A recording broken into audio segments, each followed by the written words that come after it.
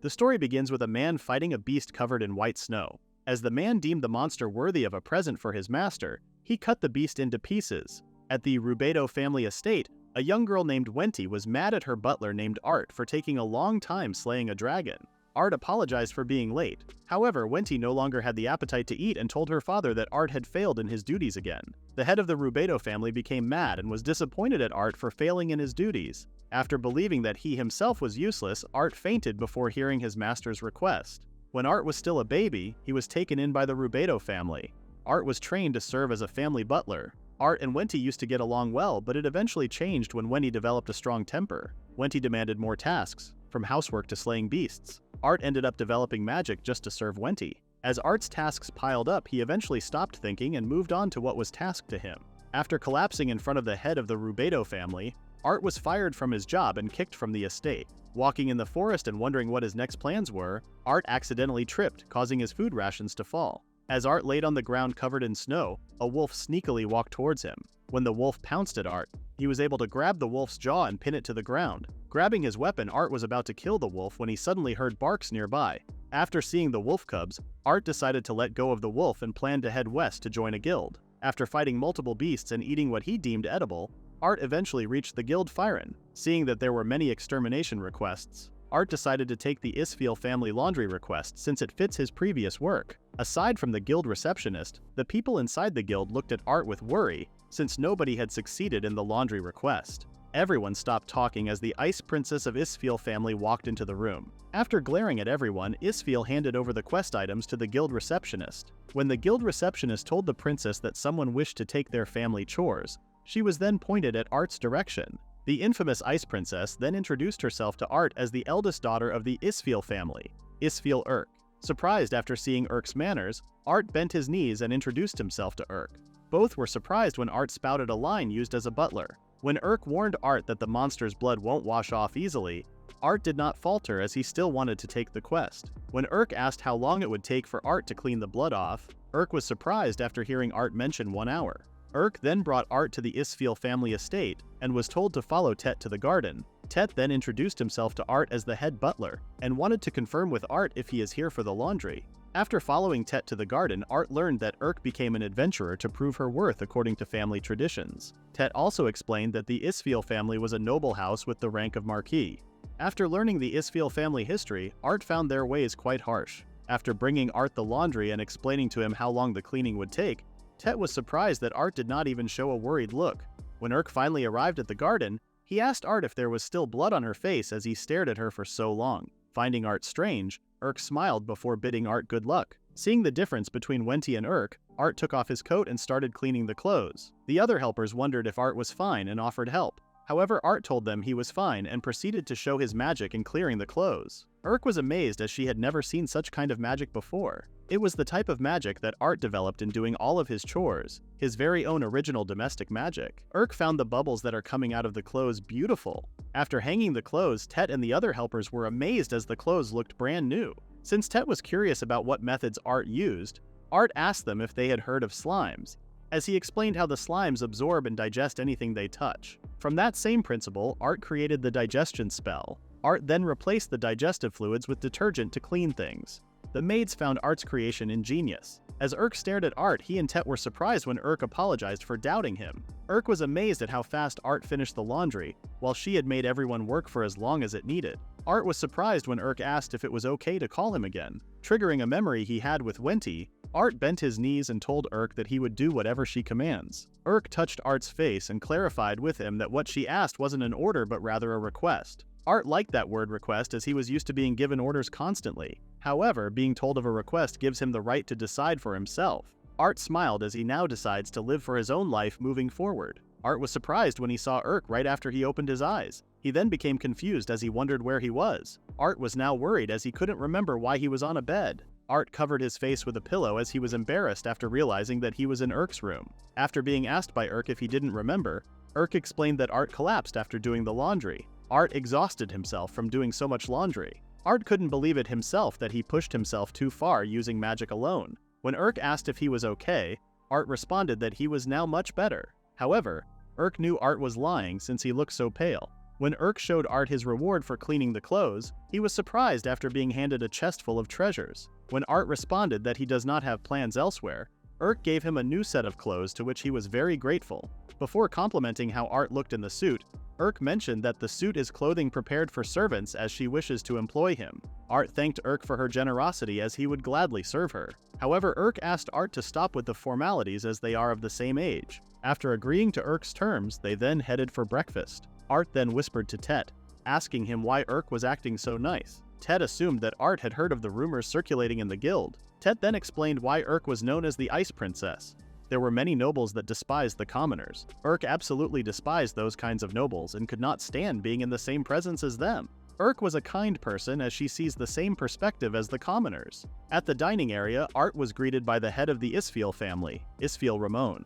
As Ramon and Art got comfortable with each other, Urk noticed the dark circles under her father's eyes getting worse. Urk suggested her father see a doctor. However, Ramon does not want to consult a doctor for only dark circles as he assumes that it was due to not sleeping properly in the house. Ramon and Urk got into an argument over Ramon's health. Ramon immediately changed the topic and told everyone that he missed the imperial beds as he felt like sleeping on clouds. Everyone was surprised when Art offered to make Ramon an imperial bed. Seeing everyone's reaction, Art wondered if he said something wrong.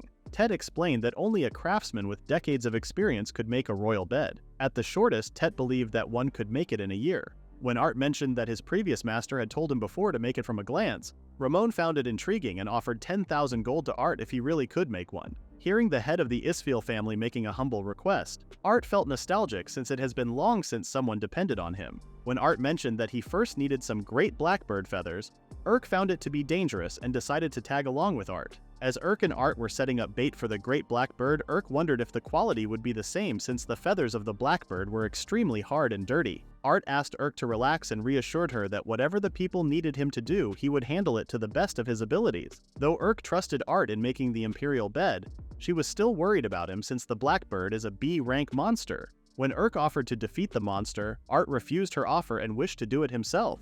Art found it very strange that the blackbird hasn't roamed around the area yet. After hearing the great blackbird's roar, the two realized that the blackbird was above them. As the blackbird broke their cover, Urk tried protecting Art from the monster. However, her normal attacks do not deal serious damage to the monster. Seeing the blackbird preparing for its acid attack, Art immediately paralyzed the monster in order to protect Urk. While the blackbird was still unable to move, Art took the opportunity and cut off the blackbird's neck with just one swing of his sword. Urk was surprised and was curious about Art's sword technique as she couldn't even see the sword. Urk was even more surprised when she learned that Art could also use paralysis magic. Art looked clueless as he learned that his abilities were not common. When they were about to skin the blackbird, Art noticed Urk being hesitant. When Urk stabbed the blackbird, she was immediately covered with the monster's blood. When asked if that was the reason why she always gets covered with blood, Urk asked for Art to be quiet about it.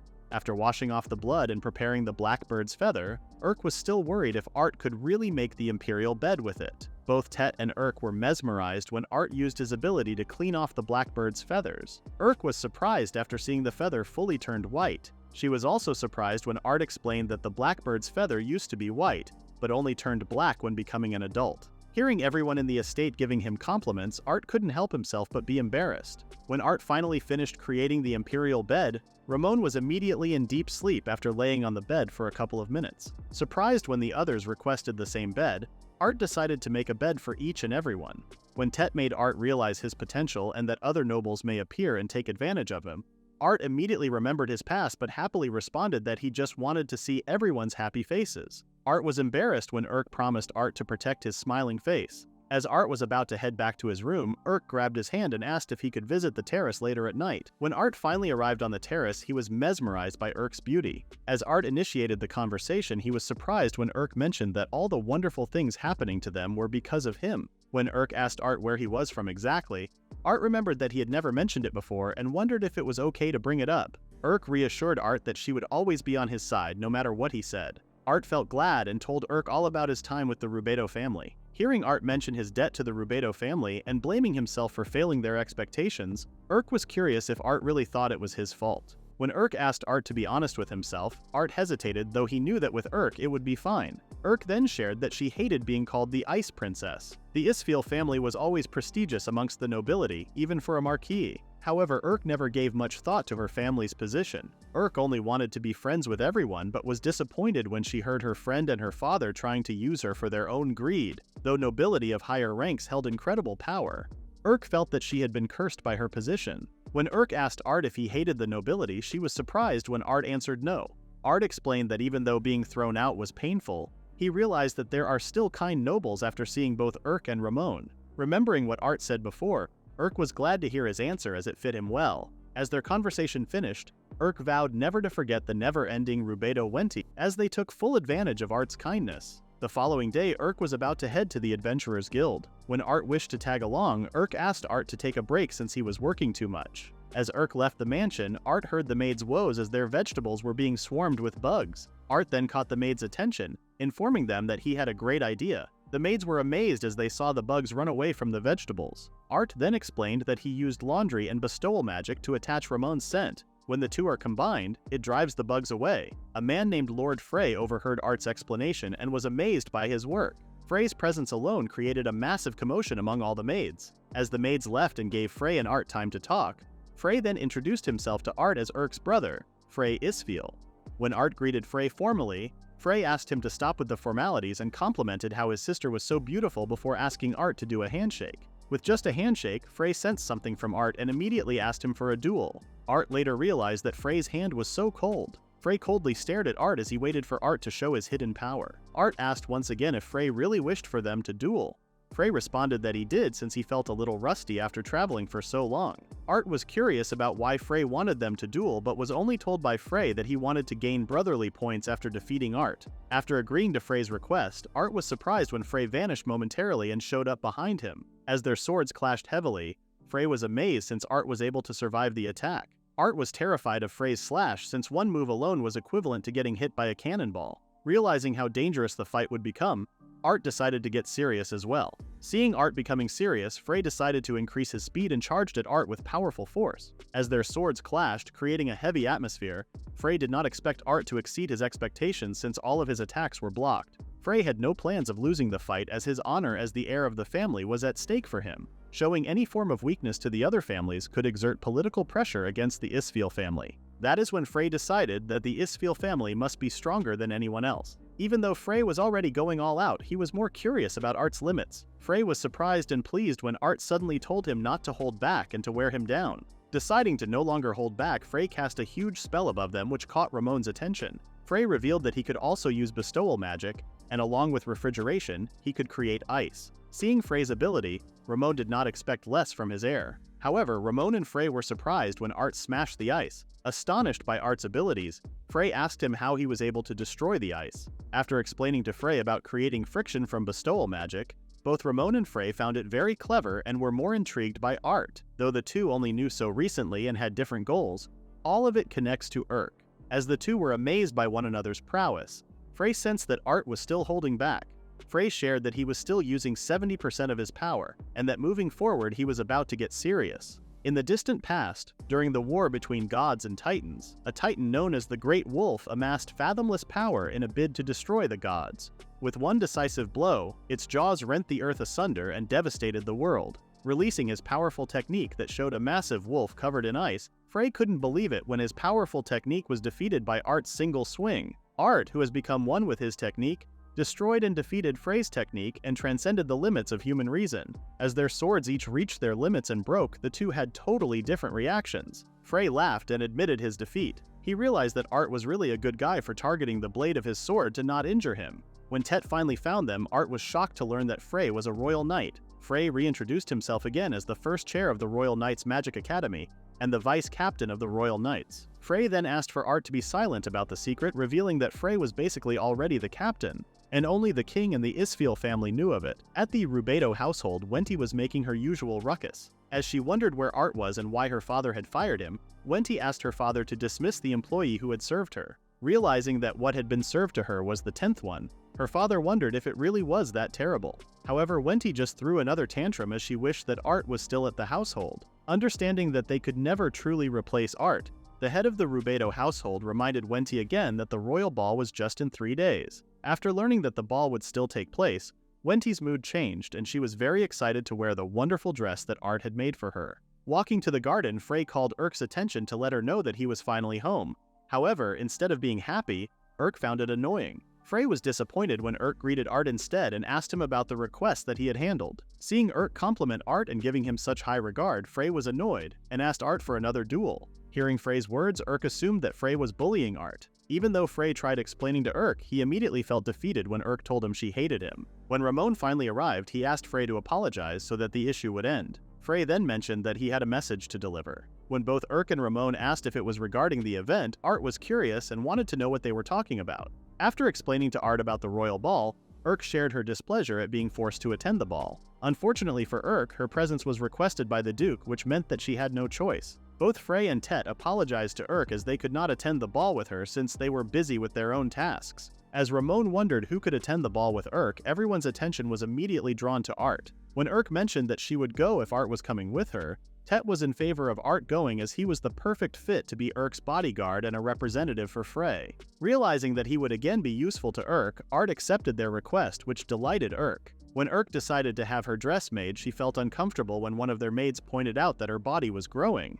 After hearing the maid's words, Erk was confused as to why Art's face popped into her head. When the maid mentioned that they needed to have the bust enlarged, Erk was embarrassed when the maid mentioned that they may need Art's assistance. While the maid continued teasing Erk, Ramon and Frey, on the other hand, discussed a different matter. Frey mentioned that eclipse locusts were happening again. Ramon was worried about the land and their livestock as the locusts would destroy everything. Ramon was more saddened after learning that the eclipse locusts had already begun and had already struck Paul. When Ramon asked for Frey's opinion about Art, Frey had a good opinion of Art, to which Ramon also agreed. Frey found it very fortunate that they found Art as he thought of the bed Art made, dangerously comfortable. As Ramon mentioned that he would deal with the locusts himself, he then asked Tet to give him the report about the Rubedo family. Tet reported that a former staff member told him of a dark rumor.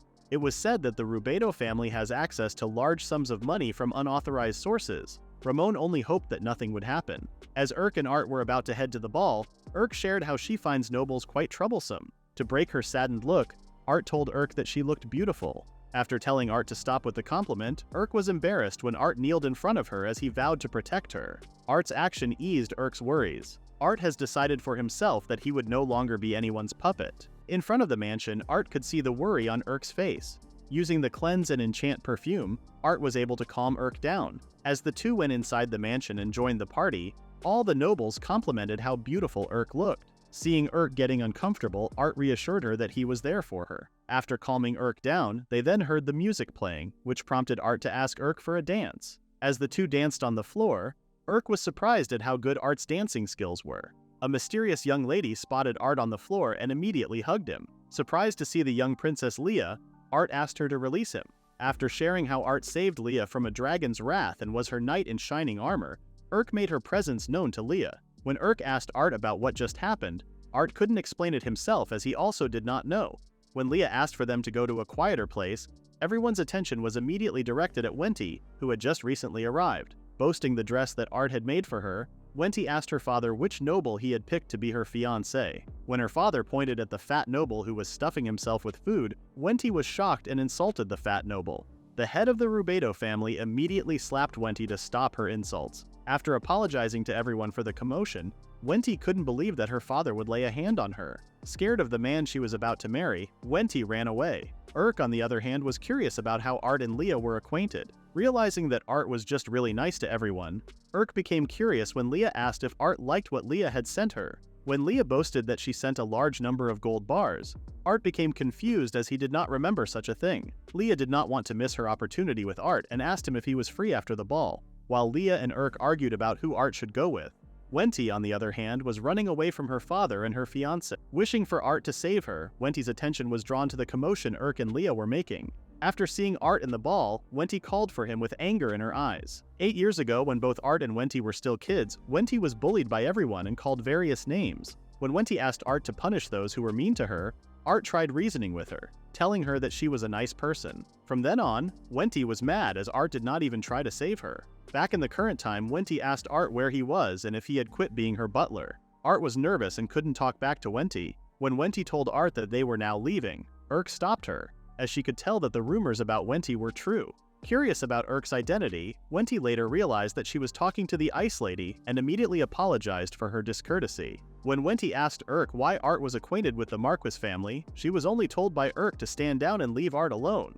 However, Wenty was hard to persuade and responded that the decision was for Art to make. Art did not expect to meet Wenty when he decided to go to the ball. But when he heard Wenty mention that her orders were absolute, Art became nervous and could not speak properly. Seeing Art in an uncomfortable situation, Leah asked Urk if she knew about the story of Hiyoko. After explaining to Urk the similarities of the story to Art's situation, Leah told Urk that Art was not being dominated by his fear of Wenty. Hearing that Art was trying to retain his sense of self while returning to who he was in the past, Urk couldn't believe that Art, who can do almost anything, was listening to Wenty's orders. Learning that Art would rather listen to someone who would trample others and use them until they're all worn down, Urk asked Art why he would lie to her. Leah asked Wenty about the mountain of gold he had sent for Art. Wenty tried to feign ignorance but could not hide it anymore when Leah informed her that Art had already told her. When Wenty mentioned that all of Art's belongings were also hers, she tried asking for Art's confirmation. However, Art himself was still unable to talk. Wenty tried to manipulate Art once again to escape Leah's accusations. Art was now in a spiral as he tried to avoid causing trouble for Urk and ended up assisting Wenty. As Art showed a cold look, Urk asked Art if he remembers the first time he had helped her with his washing magic.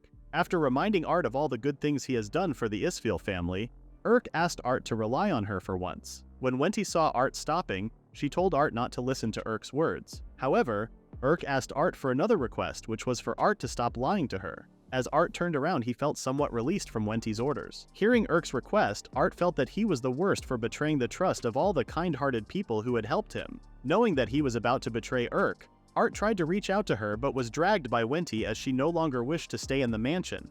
Realizing that he had disappointed the only person that accepted him for who he was, it was then that Art knew he had failed as a butler. Art no longer wanted to lie to Urk. He then apologized to Leah and told her the truth. While everyone had a different reaction to Art's honesty, Art told Wenty that he was expelled from the house and was no longer her butler. Wenty tried ordering Art to stop talking. However, Art could no longer be manipulated as he told Wenty that he was now Urk's butler. Wenty froze as Urk told her that she would intervene if she plans to make Art do anything else. Wenty wanted to retaliate but instead threw a tantrum as she had thought that Art was always her butler. Leah reminded Wenty that their matter was not yet settled, and for her impudence towards the kingdom she would be punished right now. Hearing that her father and the other houses were escaping, Wenty told Art that she would not forget the embarrassment that she received before leaving. However, she embarrassed herself even more after stepping on her own dress and falling over. While everyone's attention was directed at the nobles who left the party, Art was surprised when Urk hugged and welcomed him back. Their moment was broken by Leah when she mentioned that she did most of the work. The two then continued with their argument but were abruptly stopped when Urk was told that terrible news was about to land towards her home, as a large number of black bats were approaching. Art was introduced to Peters, the guildmaster. After their introductions, Peters then told everyone that they shouldn't be too relaxed, as the locusts were much more dangerous than they think. Peters revealed that 20 years ago, the locusts started getting imported to a famine-struck kingdom. Because of their black and hard shells, the locusts do not die easily. Art remembered in the royal capital books that there was a swarm of between 100 million to 1 billion locusts. After sharing that the other cities had already been decimated, Ramon knew that there would always be a substantial amount of damage. However, Peters told them that this time was different, as there are now around 500 billion locusts. Surprised to learn the actual numbers, Ramon and Tet guessed that the pure Queen Batter's manifestation has shown up. Urk was confused about what they meant. Peters explained that black ones are the common ones, while the white and large ones are what they call the pure. Knowing that it was ranked as the most dangerous, Peters wanted to defeat the Pure right away, but was hesitant since its power was strong enough to destroy a whole country. When Tet asked how long they have until the Pure arrives, Frey was surprised and now worried when Peters told them that the Pure would arrive in 1 week. Another problem for them is that if the swarm would continue to take the exact route, then the royal capital Drad would eventually end up getting attacked. When Art offered a suggestion, Peters was doubtful of Art but was supported by Urk and Ramon as they wished to know Art's suggestion. When Art showed them his lemon water and explained that he could apply bug-repelling magic to it, Peters thought of it as a joke. However, they were all surprised when the maid shouted that it was because of the lemon water that the bugs stopped approaching her even though she didn't take much of it. Art then reassured them that if all things went according to plan, the lemon water could buy them time for the next 2 days. Learning the effectiveness of the lemon water, Peters asked Art if he could really do it. Art reassured everyone that they could leave it all to him. Art was confident that no matter what happens, he would protect the Isfeel family. Urk was now more amazed by Art on how he could stand up for anyone. When their meeting finally ended, Urk took a bath and thought that Art gave all of his power for her sake, and ended up always being saved. Outside the capital, Leah sneaked out of her home without informing someone. Leah couldn't let Urk take Art away from them as they were now on a mission to get Art and head to the Isfeel household. Art was not expecting to find locusts in the Isfeel family garden. As Art greeted his experimental locust, Urk saw Art's notes and was curious if he had looked at all the piled-up books. Art responded that he had, as they did not have much time. Worried for Art, Urk asked him not to overwork himself and mentioned that he could always ask for her help. Art, who promised never to lie to Urk again, decided never to make Urk worry, and was grateful for her taking care of him. Though the locusts loved the wheat poisoned with enchanting magic, it still didn't help Art in coming up with a good plan. Art was surprised when Princess Leah suddenly showed up. After greeting Urk and Art, Leah told them that she came to help out and asked him to accept the mountain of gold she had brought. Even though the amount Leah gave Art before was less, it still left not just Art but also Urk in a frozen state after seeing the stacked gold. Leah also mentioned that she had brought the required materials regarding the black batters. When Urk told Leah that she may have overdone herself, Leah was annoyed as she somewhat boasted that what she had brought was not yet much. When Leah asked Art for his response, Art was confused and asked what response she meant. Princess Leah explained that she was talking about her marriage proposal to Art, which surprised both Art and Urk as they didn't even remember Leah proposing to Art. Leah tried explaining the events that transpired before, but that just made no sense for Urk. The two started arguing again, putting more pressure on Art. When Art asked the two young ladies to stop fighting, Leah suddenly asked Art if she was not to his liking. Seeing Art unable to respond right away, Leah tried persuading him by bribing him with a book that contains explosion magic. However, Art had no need for such a spell. Annoyed, Leah decided to help out in another way. When Art asked Leah if she could help out with the locusts, Leah was surprised and immediately shivered in fear. Though Leah hated the task, she still wanted to do it just to help Art. After assigning the task to Leah, Art excused himself from everyone as he was about to head into the woods. Urk offered to go with Art as she was worried for Art's well-being since the Queen Batter was outside, which meant that the monsters had started to go savage. Art reassured Urk and told her that he was just going to get adventurers from the guild to help with the situation. Art pointed out that even though it was reassuring if Urk came along, Leah needed someone to watch over her. Thinking that she was once again being protected, Urk disappointingly agreed with Art. Seeing how the two were getting close, Leah felt dejected, which Art noticed and told her that she would receive a reward for looking after the princess. When Art finally left, both Urk and Leah read the books and observed Art's experimental locusts. As they observed the locusts' passive behavior, Urk reminded Leah that it was about time to feed the locusts. Seeing the locusts eat anything, Urk wondered where Art was now and if he was okay. Thinking like a loving wife sending her husband off to battle, Leah wondered why she had to wait along with Urk. As the two talked about the task given by Art, Urk changed the topic and asked Leah about the gold embezzlement incident. Leah revealed that they were planning on imposing an appropriate punishment on the wrongdoers, and would most likely imprison them. Leah shared that usually such a crime would result in death, but in order to impress Art, they planned not to take their lives instead. Urk wondered if Leah planned on informing Art about the Rubedo family's punishment. Leah was not sure if she should tell Art, but when she saw Urk's worried look, Leah told her that women needed to have tolerance. Confused by what Leah meant, Urk then realized that it was a gentleman's job to try their hardest to gather a lady's favor. As she teased Urk, Leah was confused and wondered why she was giving advice to her rival. When Urk mentioned that it was time to feed the locusts again, Leah asked Urk if she would accept the gold bars. Urk now wondered what Leah was planning by giving her gold. At the Rubedo household, Wenty was sitting on her bed and was just silent. As Wenty sat on her bed, talk of the gold bars had been restricted. However, Wenty was never really interested in the money. What Wenty wanted was for Art to stay, but after being rejected by Art for the first time, Wenty realized that Art no longer cared for her. Wenty had trusted the world all because of Art. Even back when they were still young, Art was the only one who genuinely cared for her. Wenty always knew that her actions were hurting the people around her, which scared her. Since Wenty wasn't kind, she relied on Art's kindness, thinking of him as family. However, Wenty only repaid Art's kindness by treating him like a slave. Now, Wenty could only apologize for her actions. Even though she had hurt Art, she still liked him very much. Hearing the commotion outside her room, Wenty peeked and saw her father being arrested. When an officer saw Wenty and asked if she knew about all the wrongdoings done by her father and the Flamen family, he was no longer surprised when Wenty cooperated with them. As Wenty was being arrested, she could only think of Art and wished to apologize to him. On the other hand, Art was with the Sword of the Blue Sky Guild members as they scoured the forest. Getting along with them, Thea, a member of the Sword of the Blue Sky, asked Art if he had finished gathering the intel. Art responded that he had and was very grateful for them as they were able to scan the perimeter of the royal capital. Thea was surprised when the number of monsters showing up increased after encountering 20 of them on the road. Due to Queen Batter's influence, the monsters' appearances had been rapidly increasing. Brad, a member of the Sword of the Blue Sky, had his acquaintances put a dent in a goblin horde's population because there were so many of them. Though Art shared his worry about Queen Batter's ability to make monsters go berserk, Huey, also a member of the Sword of the Blue Sky, reassured Art that they would defeat any monster that came their way. When Huey hurt himself by walking into a tree, Brad warned Huey of a giant bear above the tree. As Huey was about to get attacked by the giant bear, he was fortunate that Art swiftly decapitated the giant bear's arm, saving him in the process. Both Thea and Brad couldn't believe how fast Art was since he had been beside them just a second ago. When the giant bear tried to attack Art and Huey, Art combined his skills to counter the giant bear's attack. Art was surprised when the giant bear could match his speed, but was still able to cut off the giant bear's head using his quick draw technique. While the members of the Sword of the Blue Sky were impressed by Art's skills, Art was more worried about the rampaging monsters as the effect of Queen Batter was much stronger than expected.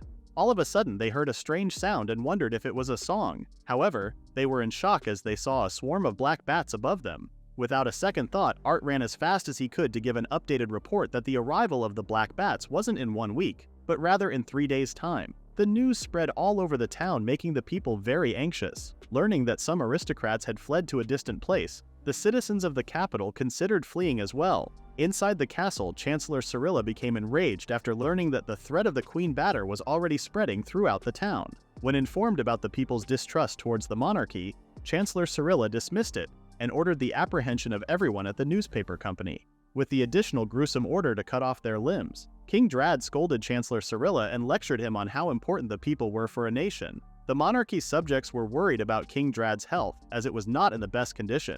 King Drad revealed that it was partly their fault since they hadn't had an effective countermeasure for a long time. Anil, the monarch's subject, reported that they currently had 3,000 royal knights present. However, a third of them could not be deployed as they would be focused on defending the palace. When King Drad asked about the 3 royal commanders, Anil reported that only Royal Knight Marcos was ready for deployment, while the remaining 2 were working on an assignment far away. King Drad was disappointed with their current generation. As the Drad household had fought numerous demons and helped develop the country, King Drad did not expect that a single monster could endanger a whole nation. While King Drad was making every effort for the sake of the nation's future, he noticed that he hadn't seen Leah and wondered about her whereabouts. After Anil reported to King Drad what Leah had done, the king became worried about Leah's well-being. At Art's laboratory, Art was surprised to see Locust 1 glowing. It was then revealed that Leah gave a gold ingot to the Locust just for fun. When they saw the outer shell change, they were somewhat persuaded by their greed to feed it with more gold. As Urk and Leah trembled and apologized to Art for what they had done, they were surprised when Art suddenly hugged and thanked them for their work. When Urk asked if Art was not mad, Art responded that there was no need, as the 2 princesses had made a great advancement in all of human history. When Art returned to his notes, Urk felt pleased as she was able to help Art with his task.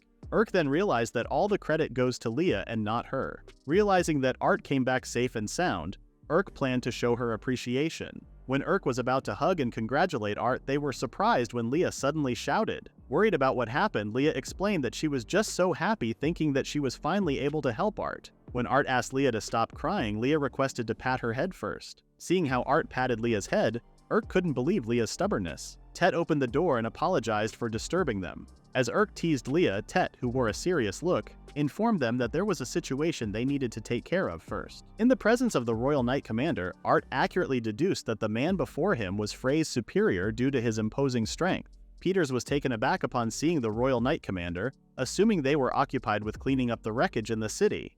After confronting the A-rank monster that frequently emerged near the Imperial capital, Royal Knight Commander Marcos promptly approached Peters and the others. When Art attempted to introduce himself, he was surprised and bewildered when Marcos instructed them to stay out of the matter, as they were now taking charge of annihilating the monsters. As Marcos thrust his sword into the ground, it generated a powerful shockwave, shattering everything in the vicinity. Marcos then apologized to Peters for nearly harming everyone, explaining that they were outnumbered and had to weaken the monsters with a minor quake. Art found it hard to believe, as the original quake could only make an opponent's body quiver at most. When a giant bear threatened a nearby knight, Commander Marcos noticed and promptly blocked the attack with his own arm. He defeated the giant bear by pinning its head with his bare hand. As Commander Marcos headed towards the area filled with monsters, he effortlessly eradicated them, regardless of their power. Art was certain that among the people he had encountered so far, Commander Marcos's strength belonged to an entirely different league. Peters disclosed to Art that Commander Marcos was the reason why the Imperial capital had maintained peace to this day, solely focused on annihilating the enemy before him. Since Marcos joined the Imperial Knights approximately 15 years ago, no other nations had attempted invasion. Art marveled at how Marcos courageously acted as bait, buying time and ensuring the safety of everyone. He wondered if he had half as much courage as Marcos. Perhaps Urk wouldn't have shed tears. As Commander Marcos instructed everyone to step back, he blatantly disregarded others' concerns for him and prepared to obliterate another wave of monsters. Recalling Urk's promise, Art now wanted to be the protector after being accepted by Urk for who he was. Utilizing the combination of Art's abilities, he created a new type of magic called Misty Jail and multicasted, capturing the monsters above. When Art snapped his fingers, the monsters inside the Misty Jail vanished into thin air. Art did not escape the consequences of multicasting an enchant spell and immediately fell to his knees. Commander Marcos approached Art, introduced himself, and complimented Art on his impressive spellcasting. The members of the Royal Knights were surprised to hear Commander Marcos praising Art, as it was highly uncommon. As Commander Marcos expressed gratitude towards Art, Art was taken aback by the sudden change in behavior. He then reintroduced himself as a new member of the Isfiel household. While the two locked eyes, they were abruptly interrupted by Tet, who informed Art that Urk was engaged in battle with multiple monsters at a nearby orphanage. While fending off a pack of monstrous wolves, Urk felt frustrated, knowing that one mistake on her part could mean the end for the nuns and children she was protecting. Thinking of Art, Urk reminded herself not to be lenient, as Art was also risking his life to fight in the city. Urk had always worked very hard to be Art's strength. She decided to protect everyone, even if it meant doing it alone. Urk swung her sword to its fullest, knocking the wolves down one by one. As the dust blocked her vision, she was surprised when a rock came hurtling towards her. When Urk deflected the rock with her sword, she found herself surrounded by wolves. Realizing her mistake, Urk was about to close her eyes, accepting her fate. Suddenly, Urk saw the wolves being paralyzed and killed simultaneously. Emerging from the thick dust was Art, running towards her with a worried look. Art was grateful that Urk was safe and not heavily injured. Thinking she had been saved once again, Urk apologized to Art for not being strong enough. Art tried to console Urk and tend to her wounds, but she dismissed her injuries. Seeing Urk alive and well, Tet felt relieved as he ran towards her. Learning of a supposed emergency meeting at the guild, Urk and Art immediately left the orphanage. While passing through what was left of the city, Art noticed an injured knight on the ground. When Art saw a vice captain carrying his injured comrade, he handed them a salve, thinking it would help with their injuries. When asked about his identity, Art responded that he was only an ordinary butler and excused himself afterward. Urk smiled after seeing Art's kindness to anyone he wanted to help. After some time, Art and Urk were already at the guild auditorium. Peters called every guild member's attention before giving the stage to Art. After Art introduced himself, he revealed during his investigation that the Black Locust invasion rate was much faster than anticipated, expecting them to arrive at Firen in approximately 3 days. Art's sudden news caused panic and chaos within the guild, as there was not enough time for them to defend. Annoyed by the commotion, Peter slammed his fist onto the wall, reminding everyone of the urgent situation and asking them to quiet down and listen. Amazed by Peter's authority, Art informed everyone of his plan to use his magic-infused lemon water to keep the insects at bay. Some were amazed by Art's plan, but they were now curious about how to subjugate the locusts. Art revealed a way to subjugate them by presenting one to the guild along with a magic ore. In his experiments, Art discovered that a black locust ingesting minerals has an effect on its shell. When Art fed the locust with a magic ore, everyone was surprised when it kept twitching until it died. Peters informed everyone that black locusts do not have the right organs to digest mana. Since they are intolerant to it, this meant that magic ores are poison to the black locusts. When Art told everyone that his plan would maximize their chances of avoiding a battle and exterminating a large portion of black locusts, he was surprised as everyone fell silent. Suddenly, Art was bombarded with compliments from every member of the guild. Urk did not escape the mountain of compliments when Art mentioned that Urk and Leah caused the breakthrough they needed. As everyone regained their hope, Peters reminded them to prepare themselves since the decisive battle would be in 3 days. Art was already receiving so much strength from Urk just by being by his side. As the swarm of black locusts was about to reach the city, Art vowed that no matter what happens, he would definitely protect Urk. As the Royal Knights, led by Commander Marcos, prepared themselves, the citizens handed each of them flowers as a token of their appreciation. At the city walls, Urk and Art oversaw the knights and realized that the time had finally come for war. Urk apologized to Art for dragging him into the fight. Art smiled and told Urk that she didn't need to apologize since he would do anything to help her. Urk was surprised when she saw the Firen orphans greeting her. As Urk reminded them that it was not safe and instructed them to return to the refuge at the family estate, she felt glad and happy when the orphans handed her a good luck charm. The nun then explained that the children could no longer be stopped as they wished to give Urk the charm. Urk hugged the children and promised them that they would play again once she comes back. Since the war council was about to begin, Urk asked the kids to return to the estate. Seeing how sweet the kids were, Art was confused when Urk found it a miracle seeing them laugh now. Urk explained that the kids were disaster orphans and victims of abuse, abductions, and monster assaults. Urk personally supported their orphanage as it was experiencing some financial difficulties. Remembering how she first met Urk, Art was sure that the kids were glad meeting Urk. Their conversation was cut off when the Order of Knights arrived and the War Council was about to begin. As Peters explained their plan, he then introduced the leaders to everyone, starting from Urk as the Outlook Squad leader, Commander Marcos as the Diversionary Squad leader, Art as the Ambush Squad leader, and Ramon for the rearguard sweepers. After the War Council for the decisive battle had ended, the knights ate, drank, and enjoyed their night before the war began. Seeing everyone having fun, Urk revealed that it was Peter's treat as he told everyone that it might be their last day. Art noticed that Frey looked like he was in a rush after they talked to him. Urk responded that Frey was headed west with the rest of the cavalry unit. Art was somewhat reassured after learning that Ramon and Tet were participating in the war since they were once former high-ranking adventurers. When Urk mentioned how dangerous the Queen Locust was, Art stood up and grabbed Urk. Art told Urk that there was a place that he wanted to show her. Urk was confused when Art brought her to a crystal firefly breeding ground. Knowing that they had different roles, Art apologized to Urk for not fighting side by side. When Urk asked Art if he was going to single-handedly defeat the Queen Locust, Art was caught off guard and responded that she was correct. Knowing that Art would defeat the Queen Locust no matter what, Urk grabbed Art's clothes with worry. Art asked Urk if she still remembered what they talked about on the terrace. Art expressed how happy he was when Urk accepted him for who he was. Art wished that he could be by Urk's side during her happy days, as it was the first time he genuinely felt like he wanted to protect someone. Urk was surprised when Art suddenly hugged her and apologized for making her worry. Art mentioned that he was a butler, and it was his life's purpose to do his very best for his master even if it would cost his life. Surrounded by the crystal fireflies, Art promised that he would return to Urk by her side. The feelings Art kept close to his heart ignited a flame of hope in his chest. Art hoped that Urk might be blessed with overflowing happiness with his determination as a butler. It was thanks to Princess Leia, who prepared large quantities of magic ores and wheat flour, that the subjugation of the Black Locust was a huge success. Now, the remaining task for Art was to finish off the last few. The members of the guild, along with their guildmaster Peters, were handling the Black Locusts. Ramon and Urk noticed the smoke signal and hoped that Art would finish off the Queen Locust. Art, hiding in the bushes, saw that everyone had succeeded in dividing the Locust's numbers.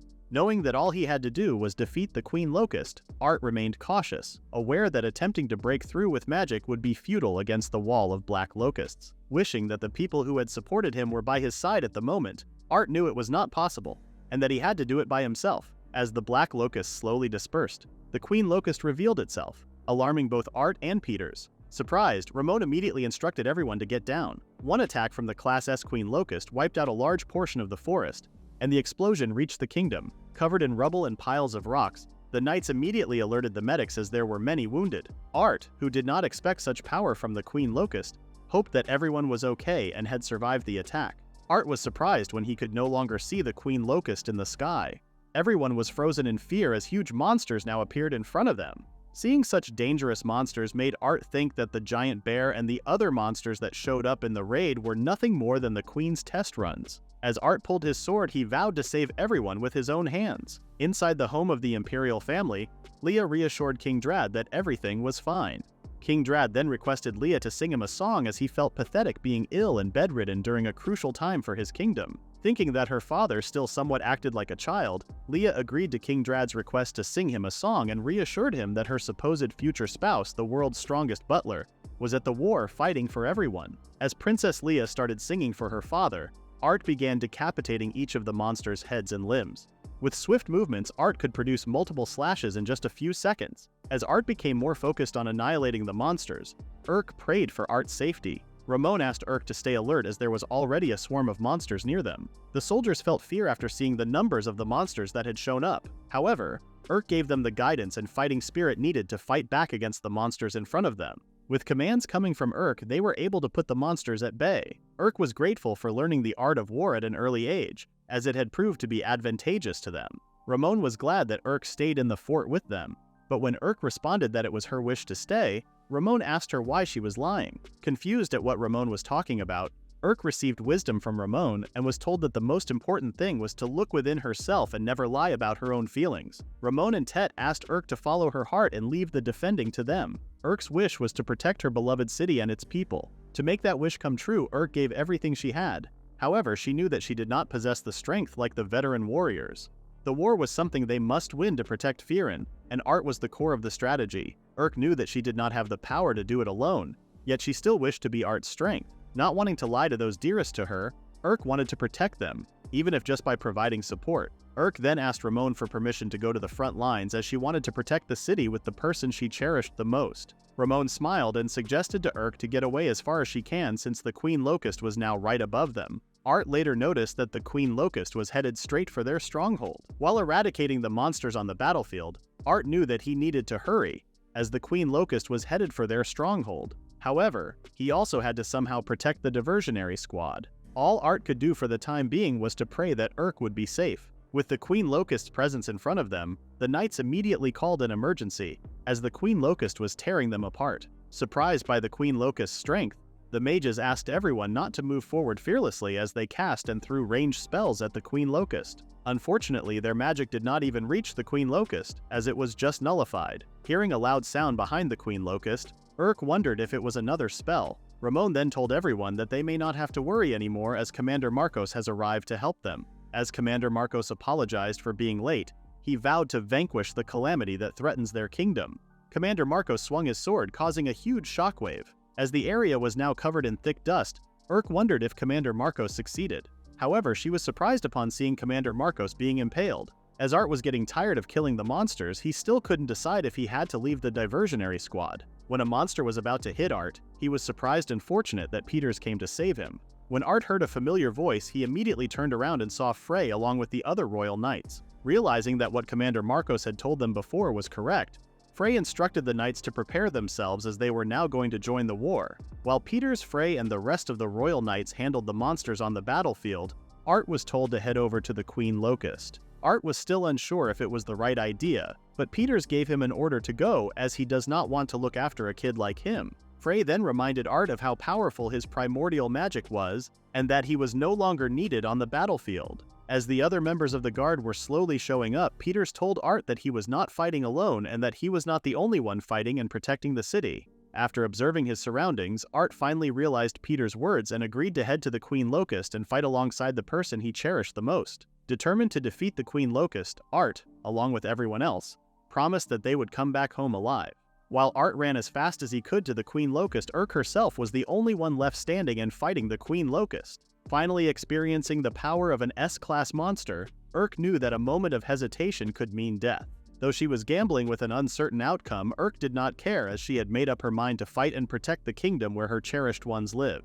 Hitting the Queen Locust with all the strength she had, Urk promised to never surrender. When the Queen Locust countered her attack and threw her off balance, Urk was becoming frustrated as she still wanted to fight and did not want to lose. While remembering Art's smile, the Queen Locust took the opportunity and attacked Urk while unable to defend. Fortunately for Urk, Art arrived just in time to catch her while blocking the Queen Locust's attack simultaneously. As Art apologized for being late, Urk was surprised and curious why Art was at the stronghold. Urk's tears ran down after hearing that he came to serve her as her shield as it was a butler's duty. When the Queen Locust tried attacking Art's back, Art immediately noticed it and cut off the Queen Locust's limb. He then asked Urk to defeat the Queen Locust together. Urk cautioned Art that approaching the Queen Locust casually was risky, as its praying arms had the power to nullify magic. Art directed Urk to strike the Queen Locust when an opening appeared, while he attempted to create a path. Despite the Queen Locust's multiple slashing attacks, Art successfully blocked them all while steadily advancing. When the Queen Locust seized an opportunity to strike Urk with a powerful attack, Art foresaw the move and evaded it. Taking advantage of the Queen Locust's missed attack, Urk seized the opportunity and delivered a solid blow to the Queen Locust. Urk marveled at Art's incredible skill, disrupting the Queen Locust's rhythm with just a feint. Enraged, the Queen Locust charged at them. Art capitalized on the Queen Locust's rampage, reading its movements with precision.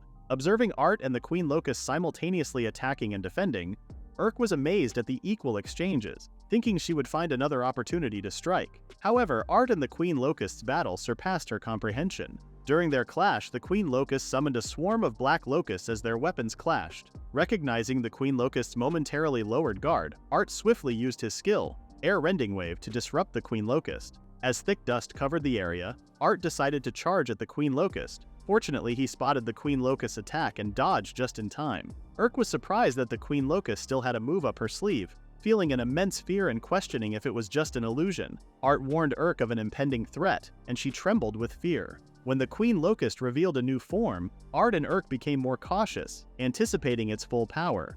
Art signaled Urk about an incoming attack and leaped to dodge the beams from the Queen Locust. Recognizing the Queen Locust's new attack pattern, Urk realized that Art's advantageous counterattack was sealed. When the Queen Locust spotted an opening and launched a beam, Art froze, anticipating a hit. Fortunately, Urk leaped in front, saving him from the Queen Locust's attack. Urk proposed a plan to bridge the gap, with her serving as a decoy for Art to land a decisive blow. Art was surprised by Urk's plan, but witnessing her determination, he smiled and made a request. Art asked Urk to command him to defeat the Queen Locust, recalling how her words had transformed him before.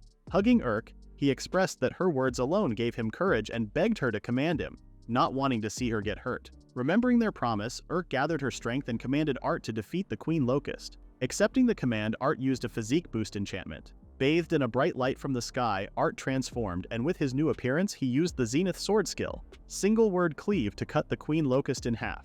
As Art's attack left a massive mark on the ground, Urk witnessed the Queen Locust's demise and knew they had finally won. Seeing Art collapse, she dropped her sword and ran towards him immediately. After the decisive battle, Art was back serving Urk at the Isfeel family estate. When Urk asked about Art's status, he reassured her that he was fine, thanks to her.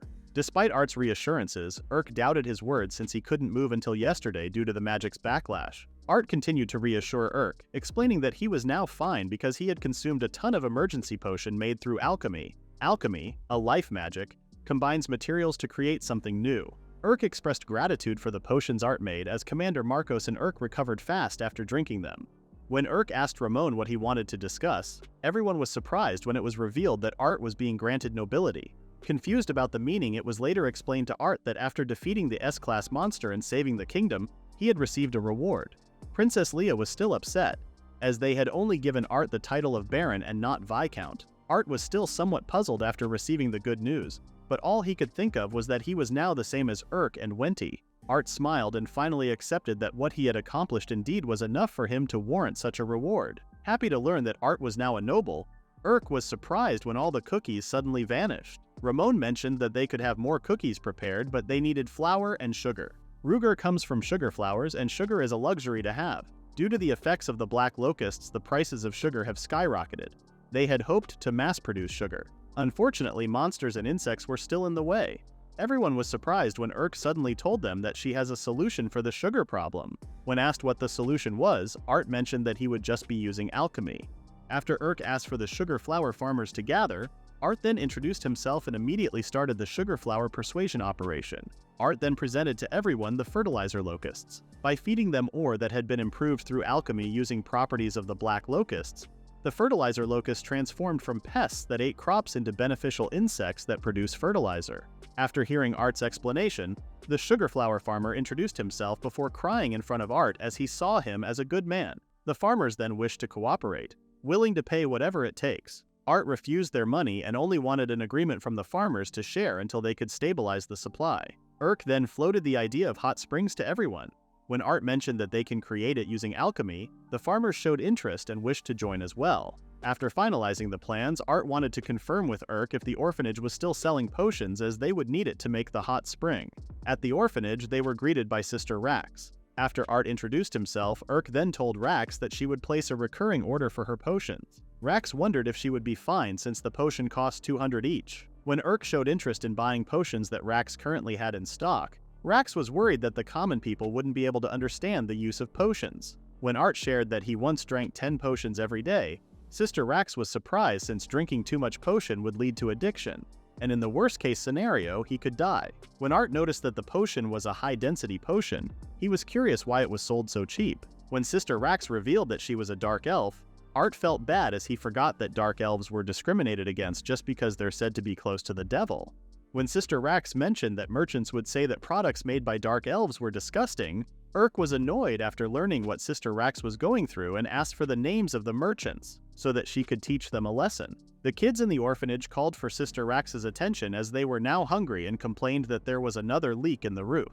As Sister Rax promised to fix the roof, she told Art and Urk that she did not care what others would say about her since all she wanted was just to protect the kids. Art and Urk were surprised when they saw Sister Rax's appearance suddenly change. Art then offered help in fixing things in the orphanage. After some time, Art gathered everyone in the bathhouse as he presented to everyone the hot spring he was about to make using alchemy. Mixing the elements and ingredients all together, Art was able to create a high potion bubble bath. While Urk and the others were being captivated by the bubbles produced in the hot spring, Art then informed everyone that the room was for the ladies, and that they were now headed to another room. Urk then complimented Art as he had outdone himself once again. As the ladies tested the hot spring, they took their clothes off and soaked themselves in the warmth of the hot spring. The men had already tested the hot spring themselves, which the ladies noticed as they overheard them from the other room. Sister Rax was surprised since she has never met someone as kind as Art. When Urk shared Art's qualities, she was startled when Sister Rax accurately guessed that Urk was in love.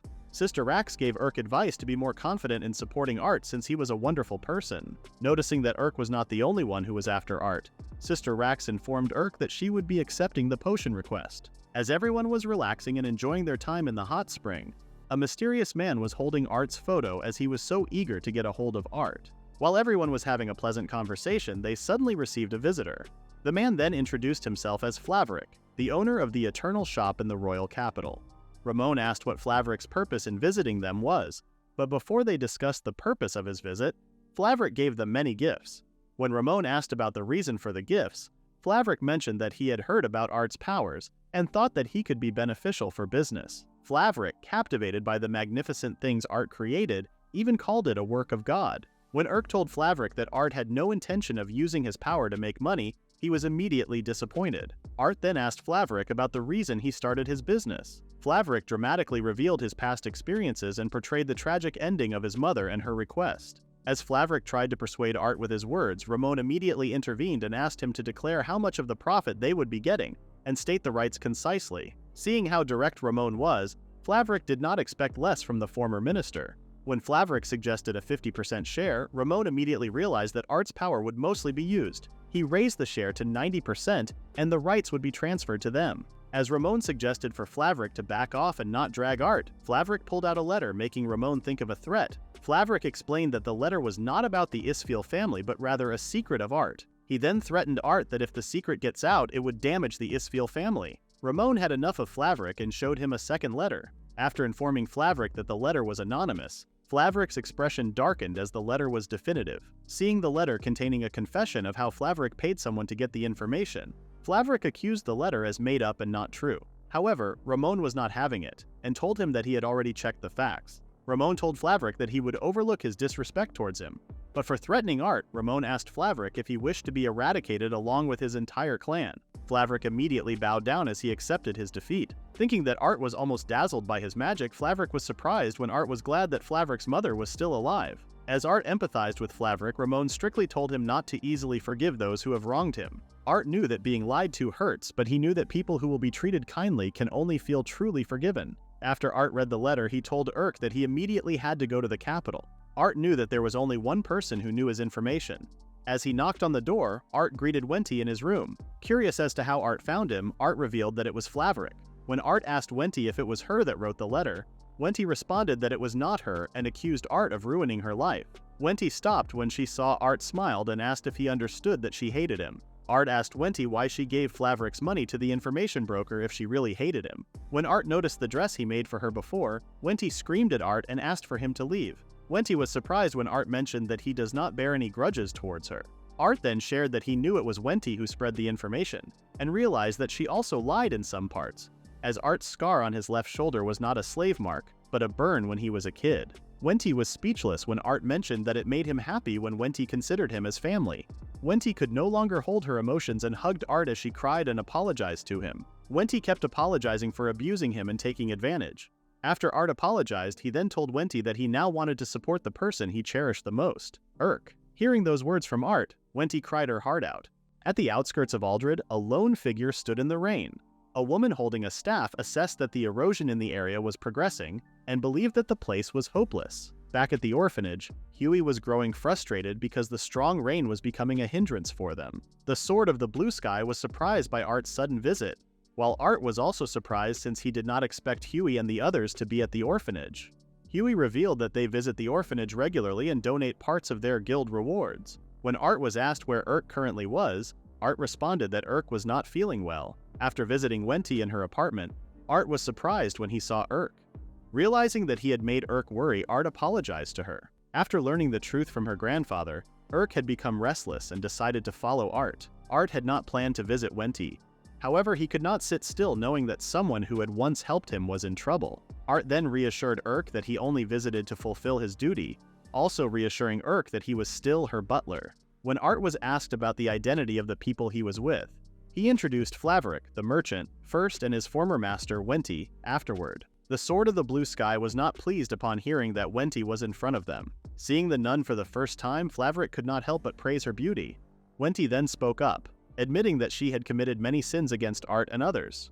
To atone for her sins, Wenty had visited the orphanage to redeem herself for the rest of her life. After listening to Wenty, everyone's expressions suddenly changed. The Sword of the Blue Sky then directed their displeased expressions toward Flaverick, when Wenty revealed that Flaverick had tried to ruin Art. Accepting both Flaverick and Wenty, the nun forgave them for their sins and asked that they clean themselves first before having a meal. When the nun asked Art for a favor to make a hot spring, Art immediately created one without hesitation. The Sword of the Blue Sky and Flaverick were happy as they felt their fatigue fade away. The nun then noticed that the plates were now empty and guessed that the children had eaten all the snacks. When Art asked if they still had anything left, the nun responded that they only had new rice remaining. Art asked if they could use the new rice, to which Huey told Art that it was not something one could eat. Art informed everyone that there was a delicious way of preparing the new rice. After hammering the new rice and stretching it out, Art explained that he had discovered the cooking method in foreign literature, a cooking method that was not widely known. A young child then approached Wenty, asking her if they could do the cooking together. Wenty was hesitant at first, but with the encouragement of the Sword of the Blue Sky and Art, she no longer felt alone. Seeing Art stretching his hand out to her, Wenty realized that she still had a place in the world. Everyone then shared a laugh, enjoying their time making new rice mochi. After tasting the mochi, everyone could not help but praise not just Art, but the food as well. Noticing how Wenty was eating the food in a hurry, Flaverick told her that her actions were unbecoming. Art warned Wenty that she might choke if she continued to eat so quickly, but then he noticed that she was crying. Huey, who did not understand the emotions Wenty was experiencing, assumed that she wanted to eat as much as she could because the mochi was so delicious. Wenty then explained that the reason she was crying was that she had believed she would never be able to taste Art's cooking again. Art tried to calm Wenty down, assuring her that he would come back again and cook for them. Hearing someone munching beside him, Flaverick was startled to see a little girl. Curious, Art asked who the young girl was. The nun welcomed the young girl back and introduced her as Rain. The nun explained that Rain was her sister. After Art introduced himself, Rain started circling him and remarked that his magical power was immense and unfathomable. Although Art possessed a vast amount of magical power, Rain pointed out that it was also shallow. Art became nervous as he sensed a mysterious aura around Rain, one that was deep like the sea. The nun apologized for Rain's behavior, informing everyone that Rain was known as the Rainwater Magician down at the port. Flaverick was surprised to hear Rain's nickname. Among adventurers, there was no one who did not know about the legendary S-rank adventurer, the Rainwater Magician. Both Art and Flaverick were amazed to meet someone so incredible. After playing with the kids, the nun asked Rain why she had come to the orphanage again. Rain, who was on a journey chasing a certain monster, explained that the monster happened to be nearby, so she decided to pay a visit to the orphanage. When Art asked Rain what monster she was chasing, Rain responded that it was an X-Wood. While Art had no clue what an X-Wood was, Flaverick, on the other hand, felt that the name sounded familiar. When Wenty commented that they should leave the monster alone, she felt insulted when Rain called her a peace junkie. As Flaverick finally remembered what the X-Wood was, a kid interrupted their conversation, announcing that he had found something weird. When the nun noticed the seed the kid was holding, she mentioned that she did not remember planting a seed in that spot. Examining the seed herself, Rain identified it as the seed of an X-Wood. A looming new crisis is starting in the Yukwid Gorge country, as confirmed by the emergence of the giant tree. The giant tree emerges across the continent, and the nearby cities of the Drad Kingdom issued emergency evacuation orders due to the tree's rapid growth. As Art, Rain, and the others went on a journey, Rain then warned Art that he might get some stomach pain since the magical essence of the forest is quite dense. Hearing the grumbling sound of Rain's stomach, Urk then offered Rain some rations. When Frey asked about the situation, Frey was informed that the treeification had been confirmed in all nearby cities, and monster sightings were being reported in the vicinity. Art still could not believe that the forest they were in used to be a city. Rain then responded that it was all because of the X-Wood, as it is spreading its damage far and wide. Rain then told everyone that an X-Wood is an S-rank monster that has existed since ancient times. The monster parasitizes trees and other monsters, attacking people along its path. The X-Wood is also Rain's archenemy for the last 436 years. The group then found an X-Wood seed along their path. At the center of the continental treeification, there is said to be an X-Wood seed. Looking closely at the seed's roots, everyone saw how the roots were extending in a certain direction. The group then theorized that the place they were in was the X-Wood stronghold. The captain then mentioned that odd reports were coming in that several people found themselves outside of the forest without even realizing it. Even though the phenomenon was indeed strange, the group was still relieved that there were no casualties among the personnel. Art was starting to worry as he could not explain why there was so little damage when they were up against a dangerous monster. Art then shared his theory with everyone, thinking that the X-Wood's objective might not be to invade them. When Art mentioned how he preferred that no one would fight, Rain suddenly cast an ice needle near Art and informed Art that monsters must be destroyed with no exceptions. Art did not agree with Rain, as he did not see the point in destroying something without hostile intent. Art was then told that his softness and sentimentality would not save anyone. While Urk was trying to make Rain understand Art, they were interrupted by Frey, informing them that they should brace themselves. In just a matter of seconds, the whole place was then covered in thick mist. Based on the reports, the last memory everyone had was the mist descending. Worried for Urk, Art then informs Urk to stay close to him. Seeing how brave Urk was, Frey praises her for it. However, Rain notices something and uses magic to attack Urk. Shocked, Frey asks Rain what she was trying to do. Rain then tells Frey to open his eyes clearly, as the silhouette he believed to be Urk is an X-Wood. Everyone then realizes that they've been separated, as they are now individually facing an X-Wood. When Frey mentions that they've fallen for the X-Wood's trap, Rain responds that it is actually the opposite, as it saved them the trouble of searching for the X-Wood. With one spell from Rain, she wipes out all of the monsters that were in the mist. Witnessing the power of a legendary S-rank for himself, Frey guesses that his expertise may not be needed after all. Meanwhile, Art has also swiftly eliminated the monsters. Art observes the monster and realizes that an X-Wood seed is on the monster's head. Art is able to tell that the monsters are just trying to intimidate them, but since there is no end to the monsters, Art then hurriedly looks for Urk. As Art wonders if he and the others are okay, he accidentally stumbles upon a huge tree. Art becomes confused as he does not remember seeing the tree before. All of a sudden, Art hears a voice informing him to leave. Revealing itself to be a huge wood-like creature, the X-Wood warns Art that if he does not leave, then he will pay the ultimate price. Seeing the X-Wood up close, Art is still surprised that it can speak their language. Sensing a lack of resistance from the X-Wood, Art decides to remove his hand from his sword. As the X-Wood is about to attack Art, it suddenly stops and asks why Art does not resist. Art believes that the X-Wood does not want to attack or kill their people. Since the X-Wood remains silent, Art guesses that his theory is correct and that the X-Wood is just controlling the monsters with its seeds. As Art feels no malice from the X-Wood's actions, he asks for the reason. Intrigued, the X-Wood asks Art what his purpose is. After introducing himself, Art then informs the X-Wood that he has come to negotiate, as they suspected the X-Wood to be involved in the anomalies. Art then asks for the X-Wood to withdraw itself from the continent. After listening to Art's request, X-Wood could not believe that a human would demand such a thing from him. Making it clear that he is serious, Art mentioned that he understands that X-Wood has no plans to kill anyone and can even understand human speech. When Art asks X-Wood if it has rejected their offer, X-Wood lets out a roar, calling Art a fool for making an unreasonable request. After informing Art that their plan was just a desperate plea for mercy, Art responded that he was not begging for his life to be spared, reassuring X-Wood that he would not lose against it. Art clarified that he simply chose to negotiate so that X-Wood would also not force things through with violence. When Art realized that X-Wood had taken his bait, Art then told X-Wood that he could offer a better solution and could make it happen.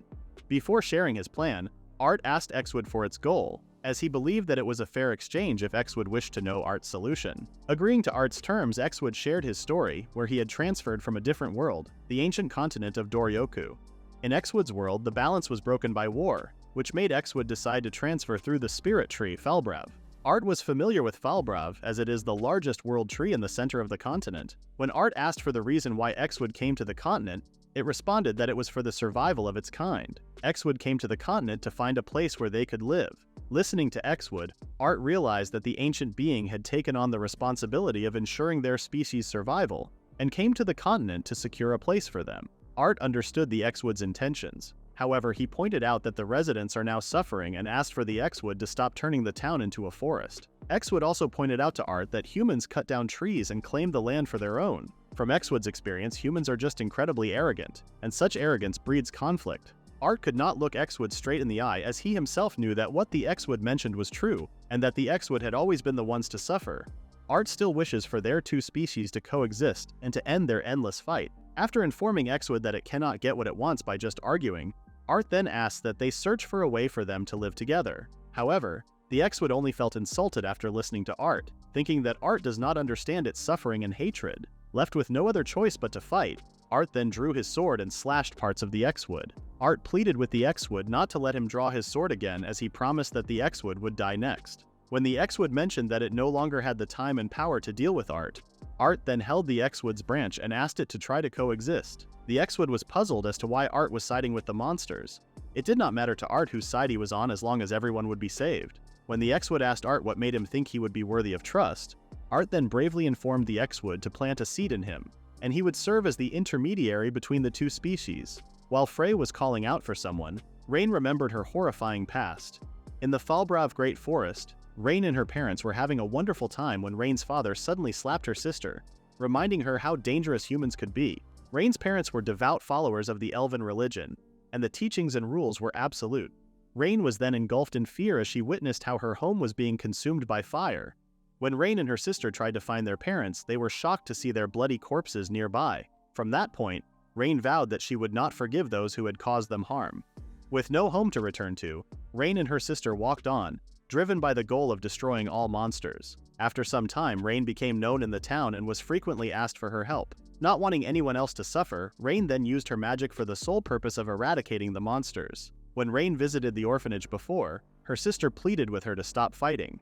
However, Rain was no longer listening and was only focused on killing more monsters. Rain then told her sister that she had finally found the monster that ruined their lives, vowing that she would kill all the monsters and not leave a single one alive. When the Xwood saw Art's resolve, it was impressed. However, the Xwood still refused Art's proposition. The Xwood explained that it had already accepted its place, and that there was no need to create unnecessary conflict. Sharing the truth with Art was the Xwood's way of showing respect for the resolve that Art had shown. When Art asked for the cause of the Xwood's weakening power, the Xwood revealed that a magician who had been relentlessly pursuing it for eternity was the cause of its diminishing strength. Listening to the Xwood, Art was able to deduce that the person the Xwood was referring to was none other than Rain. Hearing the rumbling sounds all around, Art immediately noticed that the fog surrounding them had vanished and that Rain was now flying. Rain asked Art to move as she planned to kill the Xwood. However, Rain didn't expect that Art would position himself between her and the Xwood. When Rain asked Art what he was doing, Art tried to make Rain understand that the Xwood did not come to their world to invade it, but Rain didn't care and still planned on killing the creature. Rain tried launching an attack but was immediately stopped by Art's sword skill. Rain warned Art to stop interfering as she did not want to create pointless corpses. Not expecting the power that Rain had, Art had to use his full strength just to block the attack. Art once again tried to make Rain understand that the Xwood did not intend to fight anyone and only wanted a place of its own. When Art asked Rain why she was so desperate to kill the creature, Rain revealed that it was the Xwood that killed her parents 463 years ago and burned down the forest they had lived in. The Xwood realized that Rain was referring to the Great Fire and understood that Rain was blaming it for the incident. Rain told Art that he was being too idealistic and that the world they lived in was born from conflict, a cycle that would always repeat, a never-ending conflict. The Xwood admitted that it was present during the Great Fire. However, it stated that it was not the one who set the forest ablaze. Rain's patience reached its limit as she increased her power, creating pressure that Art could feel. Rain then praised Art for keeping the Xwood in the forest, saying it had taken her some time to trace the magical residue. When the Xwood heard Rain, it assumed that Art had plotted to stall it. Displeased at having placed its trust in a human, the Xwood informed Art and Rain that it would now take their lives for meddling in its affairs. In just a matter of seconds, the entire forest shook as the Xwood unearthed its massive body, making everyone realize that it was a being no one could ever hope to defeat. Using its breath alone, the Xwood intimidated the humans who witnessed its full appearance. However, Rain was not fazed by it. As the X-Wood launched its attack, Rain cast her own spell called Imperial Water and launched it at the X-Wood, causing the creature to be blown away. However, the X-Wood still had so much power that it continued to attack Rain, making Art worry. As the battle became more intense, the tide seemed to shift in Rain's favor as she was not just blocking the X-Wood's attacks but also creating counterattacks. When Rain had cornered the X-Wood, she released a powerful spell called Dark Descent Great Waterfall. As Rain displayed the prowess of the world's strongest magician, she did not expect that the X-Wood would still try to attack after being drowned by her spell. However, Rain was able to block the attack and planned to end the X-Wood as she began setting up another powerful spell. Seeing the huge spell in the sky, Art wondered where the X-Wood had gone. Rain gave the X-Wood a chance to reveal itself, mentioning that hiding would not help it. Planning to draw out the X-Wood, Rain used the spell Rain of Condemnation and unleashed it all over the forest. Art, who was also in the forest, was trying his best to block Rain's attack. Seeing how Rain's judgment had been clouded by her rage towards the X-Wood, Art decided to stop Rain from destroying everything and hoped that Urk was safe somewhere. Meanwhile, Urk was also trying to look for Art while dodging Rain's spell. Just as Urk was about to get hit by Rain's spell, Frey appeared in the nick of time and blocked the attack using his spell Ice Blossom. When the two siblings finally met again, Urk asked what was going on. Frey guessed that Rain was fighting with the X-Wood. Sensing the magical essence, Frey also guessed that Art was there. Seeing his ice wall being broken, Frey could not believe the power Rain possessed, as his ice wall had never been broken by anyone other than Art. The others could only hope for Art's safety. Using his speed, Art was able to reach Rain's blind spot. However, Art's attack was easily blocked. Art pleaded with Rain to stop, but Rain only told Art not to get in her way. Casting another spell, Rain successfully drew the X-Wood out, as it launched a counterattack. However, Rain easily sliced through the X-Wood's attacks. Using a high detection spell, Rain was able to locate the X-Wood's whereabouts and charged right at it. To her surprise, Rain did not expect Art to block her attack. Puzzled, the X-Wood asked Art what he was doing. Rain informed Art that killing the X-Wood would be her salvation, and that her actions would save many lives. However, Art did not see it that way and could only foresee destruction from Rain's plans. Rain then told Art that her actions would also be salvation for him, as she believed that the X-Wood had corrupted him since he was now putting the things he wanted to protect in danger. Art clarified to Rain that he had not been corrupted, and that he simply could not stand by and watch people fight or get hurt. As Rain continued to release her spells, she noticed how Art was slashing through all of her spells with high precision, leading her to believe that Art might be stronger than an ordinary swordsman. As Art's self-righteousness began to annoy Rain, he mentioned that being righteous was his way of keeping his promise to someone important to him, that he would never lie again. Rain was surprised when Art used enhanced magic. Seeing that the weapon is an electrification type, Rain knows that letting her guard down would mean that she would be completely paralyzed. As Art tried to attack Rain's back again, Rain felt underestimated since Art only used a scabbard for his sneak attack. Rain explained that the reason why Art's attack was not reaching her was because of the spell Causality Magic. It is a spell that Rain had set up with a condition to fight monsters with her own blood. The strength of Rain's resolve makes the spell stronger. Upon learning that the spell itself would lead to Rain's certain death, Art asks Rain why she would go that far. Rain revealed that it was her vow to kill all monsters and whoever got in her way would be eliminated. When Art was told that he is forcing his kindness on others, Art admits that it may be the case. However, his kindness was also his resolve and he will keep showing kindness as long as people can be saved by it. When Urk and Art finally meet up, Rain then tells Art to prove his kindness to her by protecting the people he cares about. As Rain launched an attack towards Art and the others, they did not expect the X-Wood to get in between them and block the attack. Art smiles as he had finally convinced the X-Wood of his resolve. Seeing how the X-Wood and Art were protecting each other, Rain thought that they were selfish. After losing so much, Rain asks why the X-Wood has to survive. Art understands that Rain is only fighting monsters for the sake of world peace, but he also knows that Rain was just trying her best so that she wouldn't lose the people she cares about. Rain had fought so many monsters, losing so many of her comrades in the process. Standing in front of a graveyard, Rain asks the person named Karen how long she has to fight. Karen responded that their fight will never end since it is a fate that they cannot escape from. Art tells Rain that she no longer has to fight, but Rain believes that it is already too late for her.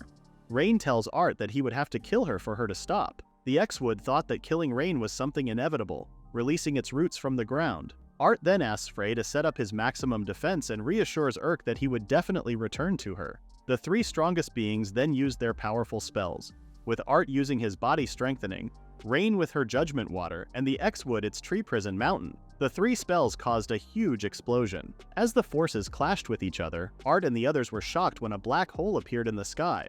While the others were confused as to what had happened, Rain explained that the flow of mana had been disturbed and that the energy field might have been warped by a large force. Everyone became alarmed as the sky turned to darkness. When Art asked Xwood for an explanation, Xwood could not respond to Art's question, as the creature itself wondered why the world they were on was now being distorted. The whole place was filled with multiple disasters, including tornadoes, heavy rain, and countless crows appearing from nowhere. Xwood mentioned that the disaster that destroyed its world had come to Art's world. Still shocked by what they were seeing, Xwood immediately took action and used its powers to attack the black distortion in the sky. When Art asked Xwood what it was doing, Xwood responded that they still had some time as their new enemy was still charging. By creating another singularity, Xwood believed that they could counterbalance the distortion that had appeared. Xwood was not sure if what they were doing could create a counterbalance, but he hoped that their efforts would succeed. Out of nowhere, an attack hit Xwood. Rain then accused Xwood of creating the illusion. Art tried to convince Rain to stop fighting and said that they would have to work together. However, Rain was utterly convinced that Xwood was only deceiving them and believed that Xwood was the one that created the distortion. After being told by Art that it was all of them that caused the distortion and that Xwood was only trying to help them, Rain became angry, as she would never believe that a monster would try to help a human. All of a sudden, Xwood approached Rain, shocking the two when the mythical creature surrendered. Xwood pleaded for a little help, stating that it did not mind being killed after their land was saved. When Rain tried to attack Xwood once again, Art also once again tried to attack Rain's back. Rain was surprised, as Art had gotten even faster, so much so that her causality magic could not keep up. Art understood that his request might be unreasonable, but he knew that Rain's power was also needed to stop the distortion. Rain responded that it was impossible for her to help, stating that she was now the enemy. Rain had accepted the role of the villain, as she only cared that all monsters be defeated, regardless of how she had portrayed herself. Art pointed out to Rain that she was not a villain, as she had only wanted to protect the people she cared about, an act that a villain would never do. Using their combined powers, Art believed that they could remove the distortion. Rain grabbed hold of a charm and was reminded that it could bring her back home. Memories of the people who had helped her, the children from the orphanage and her sister, appeared in Rain's head. Art was slowly losing hope when his and Xwood's attacks were not working. Using her magic water, Rain added her own attack and combined it with the others. Although Rain wanted to kill monsters, she chose to side with a monster to save the home she had always wanted to protect. With the three attacks combined, Art's hope increased as their magic power also increased. However, the Singularity's powers were so overwhelming that Rain could not keep up with her magic. With despair on their faces, Rain and Art were surprised when Xwood stepped in front and faced the Singularity on its own. Xwood was very impressed with Art, believing that he had potential. Xwood had decided to seal the distortion using its own body and instructed Art to work with Rain to cut its body down. Xwood then apologized, expressing how nice it would have been for monsters and humans to coexist. Art tried to convince Xwood to search for such a promised land with him, but Xwood believed that such a land would not be theirs, but rather would just be a human land. After sealing the distortion, Rain immediately took the opportunity to launch a powerful attack. Art wanted Rain to stop, but understood that it was their only way of saving their world. Using a stroke of his absolute blade, Art successfully cut down Xwood's body along with the Singularity. As the sky's light returned and pieces of Xwood fell from the sky, Art felt heartbroken. Unsheathing his sword, Art hoped that a bond between humans and monsters would soon bloom. After Urk took her bath and dressed up, she met up with her brother and Art.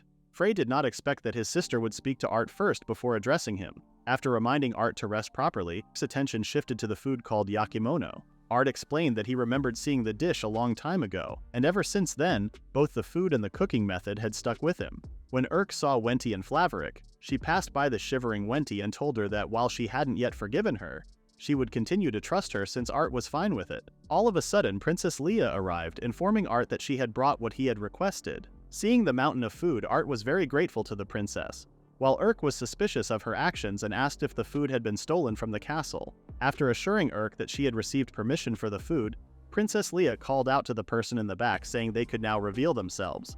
Art was overjoyed when Rain revealed herself.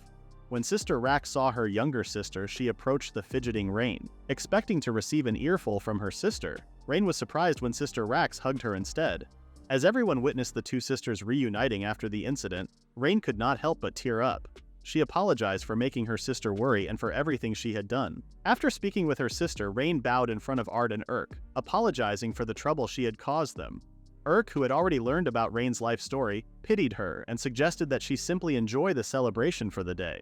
Art was then reminded of something important and informed the X-Wood that it could now come out. Everyone immediately went on high alert when they saw the X-Wood seed. After being asked by everyone for an explanation, the X-Wood revealed that when it suppressed the distortion, it had believed there would be no chance for it to survive. However, the sudden magic that Art had poured into the creature had awakened it once again. The X-Wood promised that it would not cause any more problems as it had lost all of its powers. The once mythical creature now planned to search for a place where its species could live peacefully.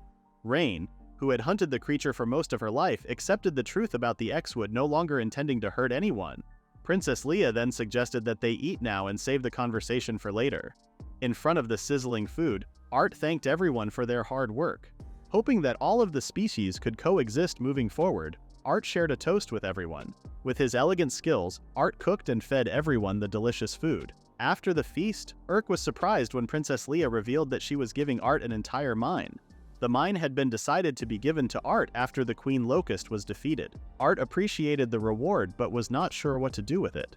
Since Art is not interested in rewards like a mine, Sister Rax then thought of an idea and suggested allowing the X-Wood to live in the mine. Princess Leia thought the idea was great, as it would greatly help Art in managing the mine. When Urk asked about his thoughts on Sister Rax's suggestion, Art thought that the idea was great. Flaverick raised his concern about a monster receiving land, but Princess Leia did not care, and would even use her father's power to have the idea pushed through. When Rain wanted to share her thoughts, Art approached her as he understood what Rain wanted to say. Art knows that the reward itself is something complicated for Rain, but he hopes that Rain would still feel at ease. Art promises to everyone that he will work hard to ensure everyone can show kindness as long as he is around. X-Wood finds the humans quite difficult to understand but would still accept the offer. Art thanked Princess Leia and asked when the handover would take place. Princess Leia responded that including all the paperwork it would take about 10 days. As Art suggested that they go to the mine on the day of the handover and to ease everyone's worry, Art proposed that both he and Rain would take care of things, to which Rain agreed. Princess Leia was very much pleased to witness a historic event, the first ever peace with humans and monsters. Seeing how Art was surrounded by the people he cared for, Rain thought that Art would surely change the world for the better and save more people than she ever could. After agreeing to Art's proposal, Rain decided for herself that she would live in the Ill family's mansion, protecting Art from any other threats. Shocked by Rain's decision, Art believed that Rain was not allowed to decide on her own. However, Urk herself mentioned that she didn't mind Rain living with them, as she believed that another person would not make any difference. Emitting a sparkling aura, Rain grabbed hold of Art's arm, never wanting to let Art go. Lying on his bed, Art had caught a fever. Even though an emergency potion had been administered, Art's fever still would not go down, making him think that he may have pushed himself too hard. Hearing commotion outside, Art left his bed to check what was going on. When Urk and Rain saw Art coming out of his room, Urk blamed Rain for disturbing his rest. Since Art was finally awake, Rain asked Art to pour his magic onto a miniature doll of himself. After pouring magic onto the doll suddenly moved, scaring Art in the process. Everyone became confused as to what was happening as the doll came to life. Other maids found the doll very cute. When Art asked what the doll was, Rain explained that it was a magic tool called a mimic doll. Once magic is poured onto the doll, it will start to move on its own. Since Art keeps pushing himself, Urk thought of ways to make things easier for him. Since the doll reflects the personality of the one who powers it, it will follow the wish of its master. When Rain was asked if there would be any consequence, Rain explained that the magic involves a magical contract, making it more dangerous. Rain responded that there would be less danger since they were only using a small amount of magic. The magic contract was once used in ancient times for major contracts involving magic. However, magic contracts no longer exist in their time. When Art asked why magic contracts no longer exist, Rain told him that the contract was deemed forbidden. The contracts could interfere with various phenomena in the world, involving life, curses, and even the destruction of an entire nation. Realizing how dangerous the contract was, Art outright refused, as he did not want to engage in such a risky practice. Rain reassured Art that the contract they would be using was safe and easy to handle. When Rain mentioned that the contract would not work when used on living creatures or monsters, Urk then asked if the contract was different from Art's contract with X-Wood. When both Art and X-Wood mentioned that they trusted each other, Urk was surprised to learn that Art's contract was entirely based on mutual trust. Since regular people also possess magic power, it is possible for anyone to perform the contract. When the doll approached Urk and hugged her, Urk found the doll adorable since it looked like Art was getting closer to her. When Urk saw Art's expression, she became embarrassed and immediately stomped on the doll. Urk then punched her brother, blaming him for the embarrassment. Noticing Rain's sudden change in behavior, Art asked her why she was acting all high and mighty. Rain explained that the house was owned by a noble, which made her believe that the family liked strong people. With Rain's logic, it led her to believe that she was the most amazing magician. Staring at Urk, Rain then asked her if she liked Art. Urk did not expect the question, which made Art decide to answer on Urk's behalf. When Art mentioned that his role was only that of a butler and nothing more, he then turned to Urk, wanting her to confirm that his answer was correct. When Urk responded yes, Rain commented on Urk's answer as boring and announced that Art was hers alone. Art was surprised when Princess Leia appeared out of nowhere, confronting Rain for trying to steal Art from her. Urk then clarified to Princess Leia that Art was not hers, and then told her grandfather not to let anyone else in. Art started to feel dizzy as the three women began pulling him towards themselves. When Urk heard someone screaming, she was surprised and asked what had happened. The maid explained that when she poured magic, the doll suddenly broke a vase. After Ramon told the maid that they could just buy another vase, he was startled when he heard someone scream again. Ramon was shocked when he learned that his precious bed had been destroyed. Seeing the commotion that the dolls were causing, Urk ignored her brother, who was also being beaten up by the dolls, and instructed everyone to find the other dolls. It then occurred to Rain that if someone who did not have good magical control used the doll, it could go out of control. Before leaving, Urk ordered Rain to deactivate the dolls. Although the dolls were intended for Art's sake, no one had expected them to backfire. Urk suddenly stopped when she remembered being asked about her feelings for Art, making her question her feelings about him. When Urk heard voices behind her, she turned around, coincidentally missing the dolls that were encased inside a bubble. Hearing another sound behind her, Urk turned again and was surprised to see Art approaching her. Art apologized for being late. As things began to settle down, Princess Leia then told Urk and Rain to reflect on their actions. Art then thanked both Urk and Rain for making the dolls for him, informing the two that he was happy even after everything that had happened. Art then asked everyone to rest. With Art managing to control the dolls and with Rain's help, everything returned to normal. Art was happy that he could help everyone with his life magic and hoped that such a peaceful life could continue forever. However, Art ended up getting sick again. As the day arrived when Exwood would be moving to the mine, it was discussed among people with authority that the guild would supervise the mine.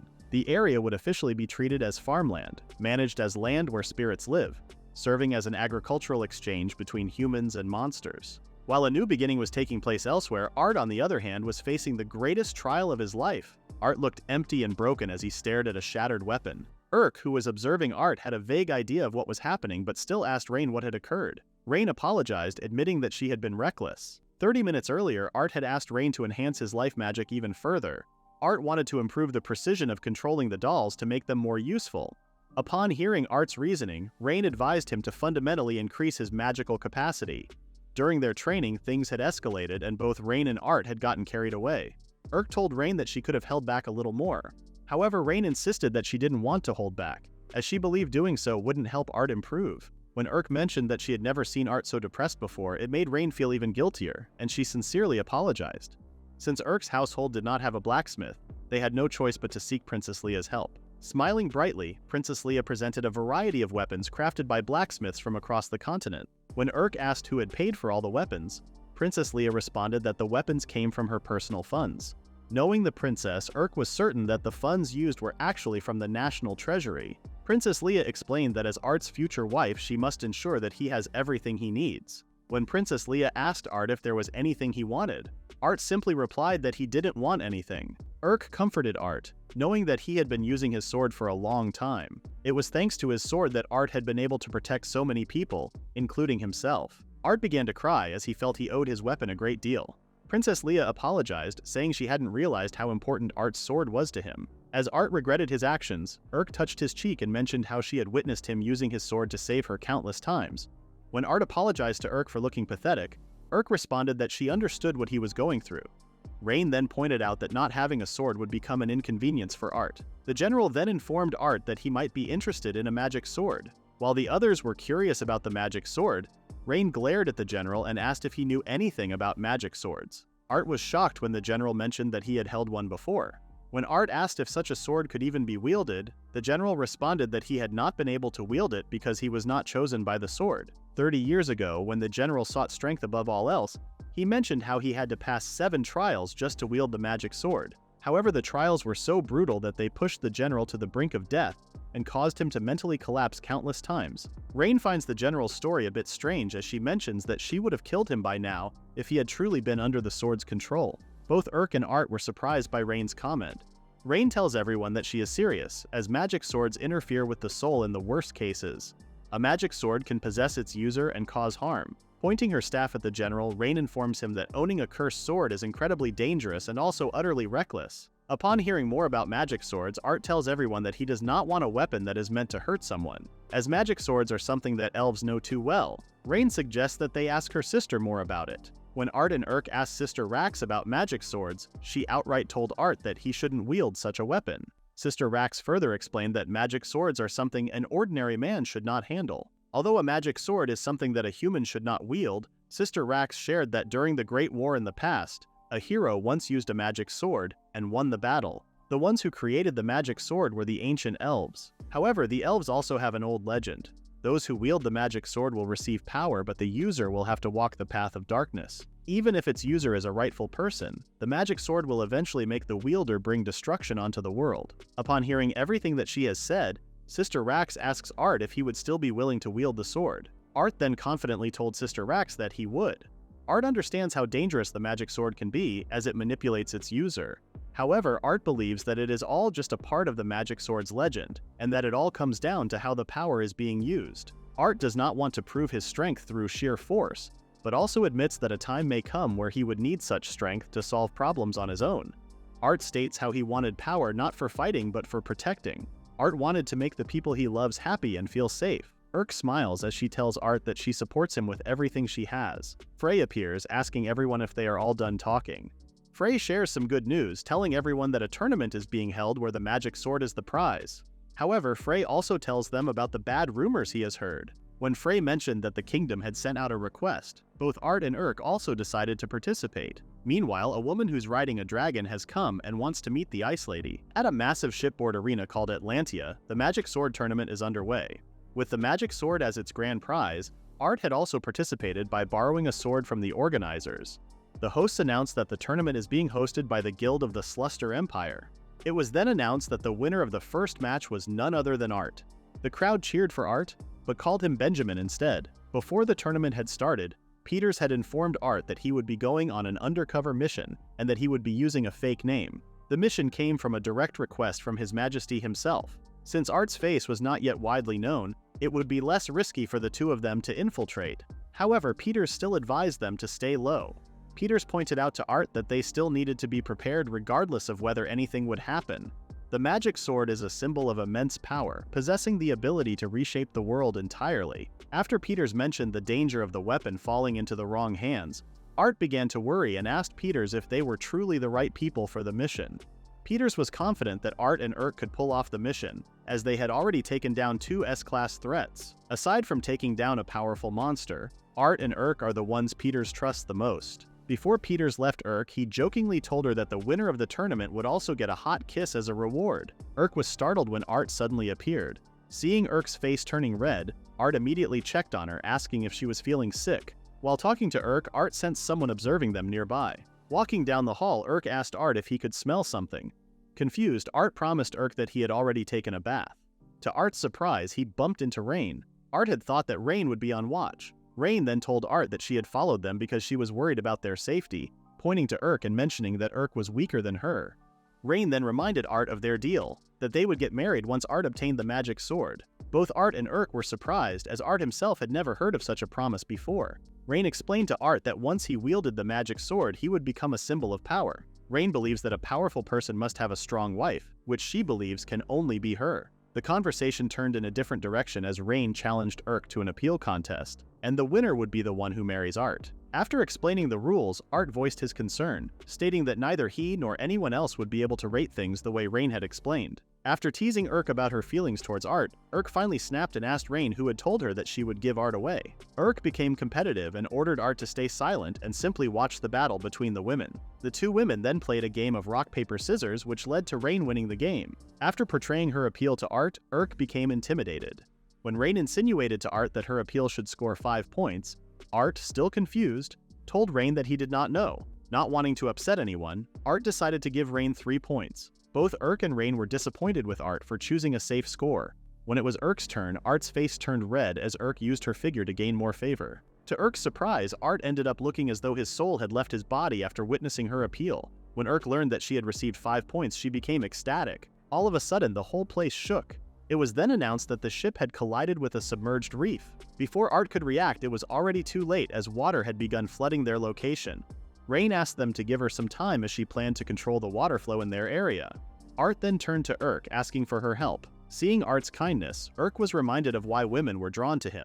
A passenger noticed a crack nearby, but before they could report it, the crack had already burst, allowing more water into the ship. With Rain still preparing her spell and Art doing his best to help, Urk felt disappointed that she could not use her magic in a time of crisis. All of a sudden, Urk heard a voice asking her if she desired power. Urk became distracted and asked aloud who was speaking to her. She then realized that the voice was speaking directly into her mind. As Urk witnessed Art struggling to hold off the water, she immediately made the decision to ask the voice in her head for power. To everyone's surprise, all the water vanished, leaving the entire area covered in ice. While Urk remained in shock, Rain glared at the sword that had magically appeared behind Urk. Urk was speechless and a bit embarrassed after they had assumed that Urk was Benjamin's girlfriend. When Rain asked the three if they saw what she did, the three men were confused as they criticized Rain's small figure. As Art immediately removed the hot-headed Rain, he also thanked Urk for helping him. The praise coming from Art brightened Urk's heart, but she was afraid to be honest with him, and instead told Art that he could have handled the situation better. Art somewhat agreed with Urk as he thought that strengthening the wall with enchantment magic and using a laundry trick for the water might have solved the problem. Art was still grateful to Urk, stating that the fact that he was saved would never change. Hearing more praise from Art brightened Urk's heart even more. The two were then told by another worker that there were more floods in some areas. All fired up, Urk asked Art to handle the matter as she would try to handle the other flooded area. Reminded of their previous conversation where Urk wanted Art to rely on her, Art was certain that after what Urk did, she was now very happy. Rain then called Art's attention, asking him to observe her power. Rain told Art that the ice magic Urk had cast was far beyond ordinary ice magic, revealing that the sword on Urk's back was a magic sword. Rain was astonished by Urk, as she admitted that she didn't even sense Urk's powers. Although Rain was worried, she was certain that everything would be alright as long as Urk's mind remained stable. Letting out a sigh, Rain was saddened by the fact that she would have to babysit Urk again. Having no knowledge of such power hiding inside Urk, Art wondered if both Raymond and Frey knew about it, and if they did, why they kept it a secret. For those who wield a magic sword, they would attain insurmountable power. However, in exchange for power, the user would have to walk the path of darkness. Art found it hard to believe that someone would give something so dangerous to Urk. Urk then informed the workers that she had already blocked the flood with ice and asked what was next. After being told that it was the last one, Urk confirmed that the disaster was finally over. All of a sudden, a noise was heard from inside the barrel. When Urk turned, she was curious as to why there was a barrel behind her. Even the workers were also curious as to why there was a barrel near them, making them wonder if someone had moved it. Since none of them remembered any barrels around, the workers started to recall and imagine the famous rumor about a barrel monster on their ship. Urk calmed the workers, reassuring them that such a thing did not exist. When Urk opened the barrel, she was left speechless after seeing her own brother inside it. Annoyed, Urk immediately covered the barrel, picked it up, and threw it into the ocean. The old worker became worried, asking Urk what she was doing. Rain, who believed that the person inside the barrel looked a lot like Frey, asked Urk if what she did was okay. Urk responded that the person inside the barrel was not her brother, but a monster called a pervert. When Art finally caught up with the others, Urk then told Art that all the holes had been sealed up and that she had just thrown out some trash. Not seeing Rain around, Urk asked Art where Rain went. Art revealed that Rain had gone to look for some snacks and had just left. With just the two of them left, Urk felt very happy as all the distractions were now gone. While Urk was busy planning things that she and Art could do, Art, on the other hand, was surprised when he saw Frey coming from the sea. Urk became annoyed when Frey finally got himself back on the ship. Curious, Art asked Frey why he was on the ship, as he remembered that royal knights weren't supposed to be there. Frey did not want to give more comments, admitting that what he did technically counted as trespassing. Frey felt embarrassed, stating how he was just worried about Urk. Stepping on Frey's face, Urk told her brother that she would have blamed him if their plan had failed. Aside from trying to look out for Urk's safety, Frey figured that Urk was already at her limit and eventually unveiled the secret of the Isfeel family. The two gasped after hearing what Frey had told them. Urk was confused, asking Frey if her magic was somehow connected to the Isfeel family. Frey revealed that the Isfeel family was a bloodline that controlled ice and pointed out the strange fact that only Urk couldn't use magic. Frey explained that he and Raymond had planned to tell Art as well but were hesitant, thinking Urk would get scared. However, knowing Art, Frey believed that Art was strong enough to face the secret. Being overly cautious of Art, Frey honestly told him how he envied the kind of distance he had with Urk. Frey thought they still had time, which was why Raymond went out of his way to get the two on the ship. Frey had finally decided to tell Urk and Art everything, the secrets of the Isfeel family, as well as the magic sword, which was called the Divine Spirit Blade that guides the light, the very reason why he had followed the two onto the ship. Unveiling everything about the Isfeel family, Frey began with the time when the Isfeel family was once called the strongest and its most cursed era. He spoke of the first head of the Isfeel family, who was also known as the Sage of Ice. Hearing the word sage, Art asked if it was similar to Rain. Frey confirmed it, stating that the first head of the Isfeel family and Rain were known as legendary heroes. Frey apologized to Urk for hiding the truth from her, explaining that his intention was to protect her. He continued with his story, informing the two that the first head of the family was so powerful that she could cover the world in ice. However, along with overwhelming power came a curse that brought misfortune to others. When Frey mentioned that misfortune had occurred on the day Urk was born, Urk immediately thought that she had killed her parents. However, that was not the case, as Frey told her that her powers had nothing to do with their parents' deaths. Frey was certain that Urk would not remember the day she was born, revealing how Urk had frozen the entire mansion. The situation at the time was so bad that, fortunately for the Isfeel family, Raymond and Frey somehow managed to mediate the matter. However, the problem was still not resolved. Urk was unable to control her magic. The problem was so serious that Urk's magic almost reached her heart.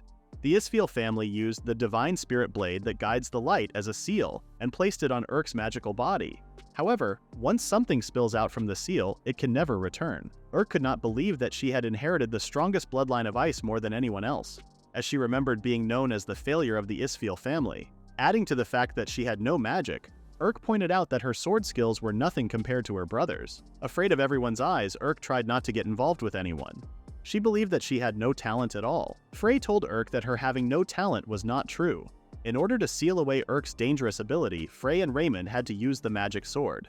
The magic sword was a weapon Frey received through a magical contract with the world's strongest magic swordsman, the Flame Dragon King. The Flame Dragon King was a legendary swordsman who appeared in historical records alongside Rain. It was written in the records that the Flame Dragon King used his magic sword to split the continent in two and burned the land for 10 days. In exchange for the sword, the Flame Dragon King would come and take Urk from the Isfeel family once she matured. Frey admitted that the terms they accepted were unthinkable. However, it was the only option they had to keep Urk alive. When Urk asked Frey why they didn't tell her sooner, Frey revealed that they would have after they found a way to protect Urk. Urk found it very cruel of Frey and her grandfather to let her live freely until the Flame Dragon King came to take her. Frey suggested to Urk that they escape together, stating that he was prepared to flee from the Flame Dragon King regardless of the ancient contract still being valid. Art looked distressed after hearing Frey's suggestion, as he knew that magic contracts always came with a price, with examples being a life, a curse, or even the destruction of an entire kingdom. Urk declined Frey's offer, deciding to stay. Urk understood that her brother and the others were only trying to keep her safe by hiding the secret, but after maturing, Urk told Frey that she was no longer a bird trapped in a cage, and had since followed Art's words to live by. Urk was not afraid of the Isfeel family curse or the Flame Dragon King, as she was certain that she would be fine since Art and her brother were with her. Showing his true feelings, Frey told Urk that he did not care about anything except Urk. Determined to protect his precious sister, Frey told the two that he would do whatever it took, even if he had to take Urk by force. Drawing his sword, Frey told Art that if he intervened, he would not show any mercy, understanding that the matter should be handled by the two siblings, and that whatever happened next was for them to decide.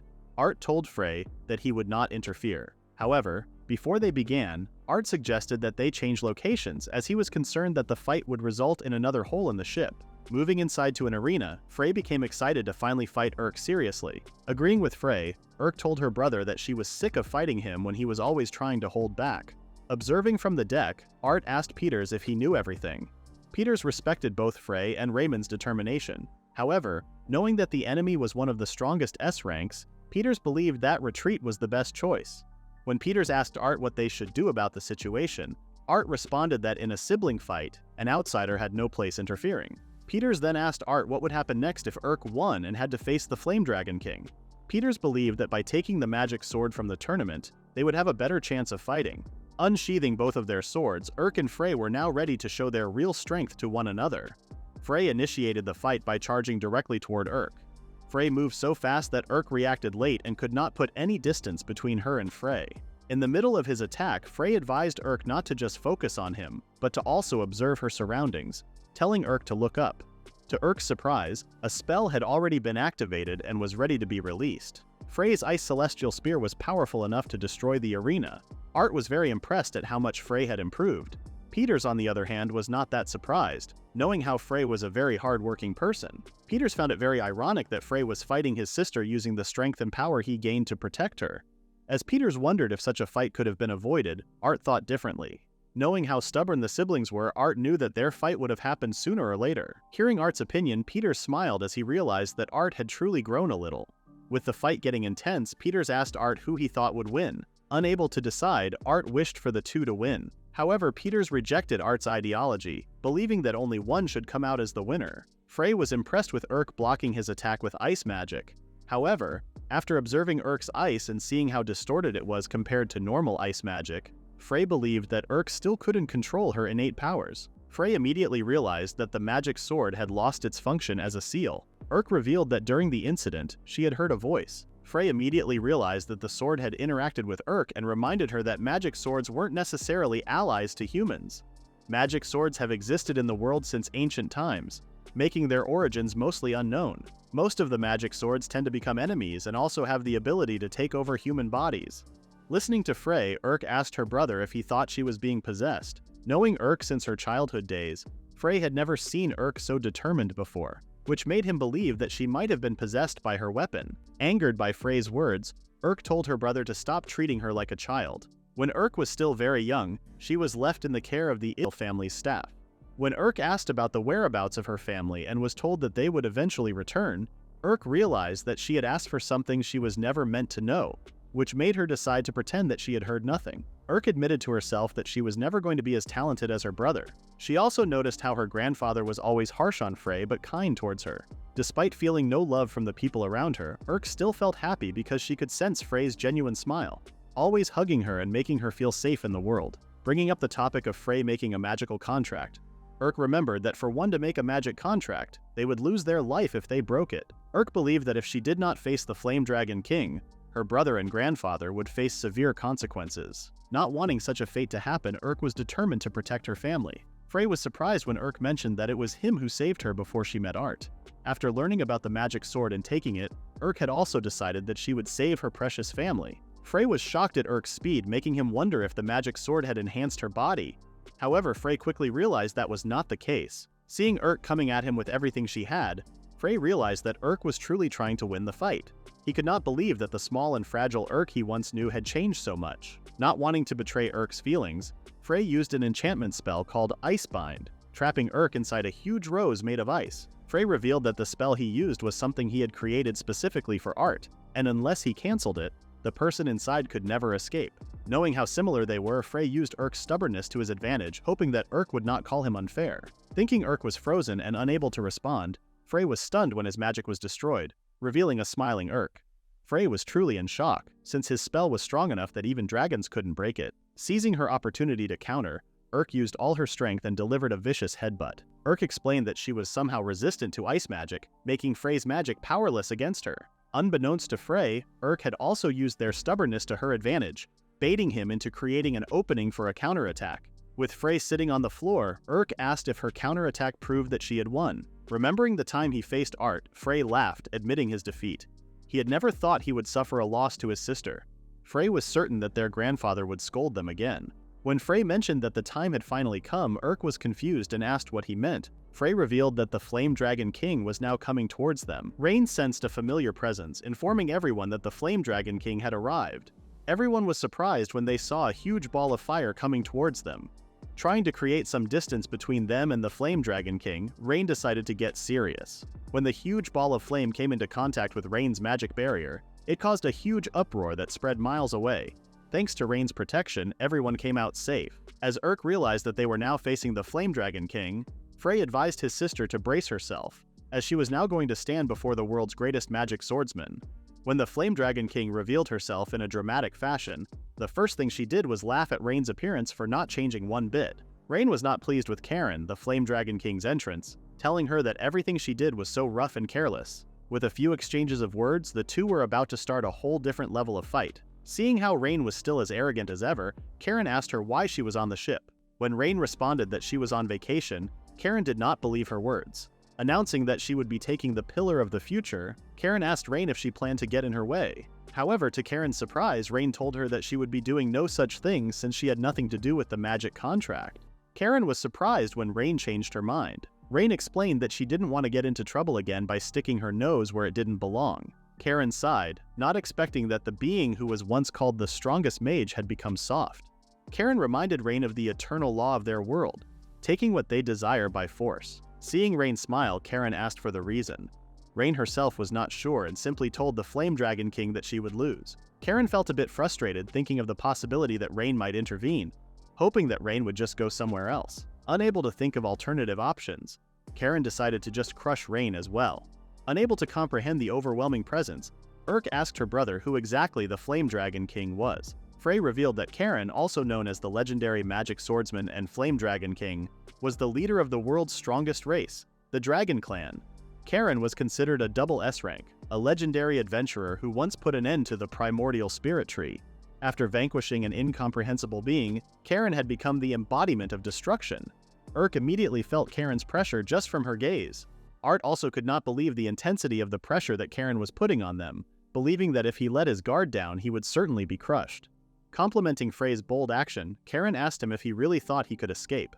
Karen had believed that the Isfeel family was pure and righteous, entrusting her magic sword to them, but was surprised when she found out that Frey was now backing off from their deal. Frey admitted to treasuring his family's honor.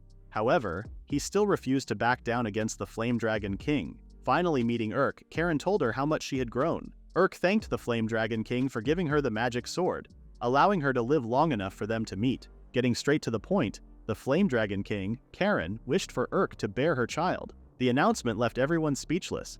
Karen stated how she wanted to have a child with Urk, as she believed that her power combined with the power of the Isfeel family would certainly create the strongest child, a power that surpasses magic swords. If her wish were to come true, Karen believed that the child would truly be worthy of becoming her successor. Everyone was shocked when Karen revealed her private part. Flushed, Urk asked Karen what she had just revealed. Karen explained that gender did not matter for dragons since they were originally a rare species. To sustain their race, the Dragon Clan had developed both reproductive functions. Among the members of the Dragon Clan, there was no one stronger than Karen. Among other species, she was not fond of elves.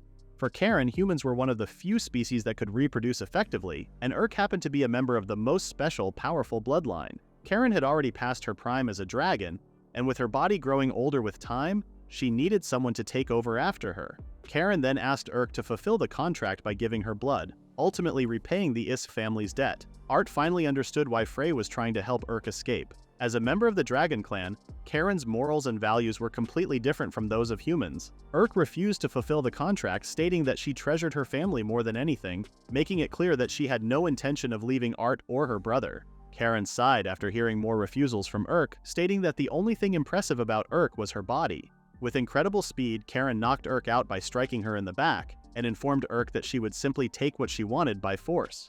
Seeing Urk being taken in front of them, both Frey and Art immediately reacted, trying to get Urk back. However, they were caught off guard by Karen's flame-armored dragon, Poldold Bacillus. As the raging dragon rained fire on the ship, everyone could only close their eyes and hope for the best. Fortunately, they were protected by rain. Feeling refreshed after seeing the ship engulfed in flames, Karen was not expecting Urk to be awake so quickly and to create some space between the two of them. After receiving Urk's magic attack, Karen praised Urk's magic power for exceeding her expectations. Karen warns Urk one last time, pointing out to Urk how her power would someday hurt someone. Urk admits that she is scared. However, her fear is not strong enough for her to let go of the life she currently has. Now wielding a huge amount of power, Urk thought that must be how Rain feels. Not wanting to be separated from Art, Urk did not expect to understand such feelings in a crucial situation. As Urk plans to end the Isfeel matter, Karen, on the other hand, has decided to no longer hold back. Meanwhile, Art is checking up on both Peters and Frey. With a burning dragon in front of them, Art states that of all the dragons he has slain, the dragon in front of them is something else. Peters then informs the two that they will be facing dire consequences if they don't bring Urk back. Frey informs the two that the problem is an Isfeel family matter, and that it is their responsibility in handling it. Admitting that he can't do anything by himself, Frey requests Art's help in saving Urk. Bending a knee in front of Frey, Art agrees to help Urk, stating that Urk is also now his family. claiming Urk to be a part of his family. Art thought that it may have sounded a bit arrogant, but Frey did not think so, telling Art that it sounded good to him. The two drew their weapons, ready to face the flame-armored dragon. Meanwhile, Karen was disappointed after taking Urk down with mere flames. Creating a slash as a distraction, Art was able to save Urk from Karen, taking her to a safe spot. Art then turns and introduces himself to Karen as Urk's butler. Seeing Art, Karen finally understood why Rain is so relaxed, as she had thought that it was because of Urk and Frey, who are deemed to be strong enough to face the Flame Dragon King. But seeing what Art can do, Karen realized that she was gravely mistaken. Art immediately took action, initiating an attack towards Karen. However, his attack was easily blocked by the Flame Dragon King. Before unleashing her skill called Ash Annihilation, Karen informs Art to protect everything with all his might. Facing the flame-armored dragon, Art used his body enhancement, performing his skill Immaculate Perfection and defeating the flame-armored dragon in one swing. Meanwhile, Rain was busy holding back the fire coming from Karen. Seeing Karen smile, Rain knew that the Flame Dragon King was enjoying the destruction she was causing. As Rain wondered what Art was planning to do, Karen, on the other hand, was very curious about how Art stopped her flame-armored dragon. When Art responded that he stopped her magic with an attack, Karen was puzzled, as she did not expect that her Ash Annihilation, which could burn down a nation, was simply stopped by a slash. Art's slash piqued the Flame Dragon King's interest. After assessing that Karen's attack came from the magic sword, Art planned to secure the sword first. Using his speed to his advantage, Art launched his move. However, his tactic was easily read by Karen, who stopped Art by countering with an axe kick. Art's attack left a bad taste in Karen's mouth, making her feel that Art was underestimating her. Seeing Karen's physical power, Art immediately retreated.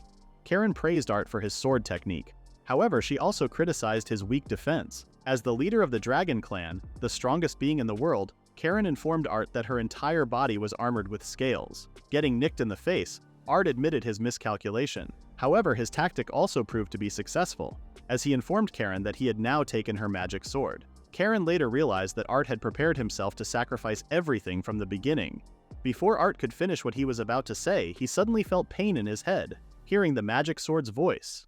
When Karen ordered her sword, Meteor Blade that reduces to ashes, to return, Art felt an immense heat coming from the sword, forcing him to release his hold. Karen informed Art that throughout the ages, she had never had a sword as loyal as her magic sword, which she treasured very much. She then clarified that Art had misunderstood a few things, explaining that it's not the magic sword that chooses its wielder, but the strong who choose the magic sword. As the creator of the magic contract, Karen stated that those who wield great power have the duty to manage and maintain order, and that Urk was just a part of that. Recognizing Art as an outsider and not part of the Isfeel family, Karen asked him why he would go so far. Thinking of Urk and the others, Art responded that everyone in the Isfeel family is precious to him. Art asked the Flame Dragon King if she understood the feeling of holding someone dear. Since Karen found it difficult to understand human feelings, she did not bother to do anything about it. Karen advised Art to prepare himself, as she would show the true essence of the magic sword.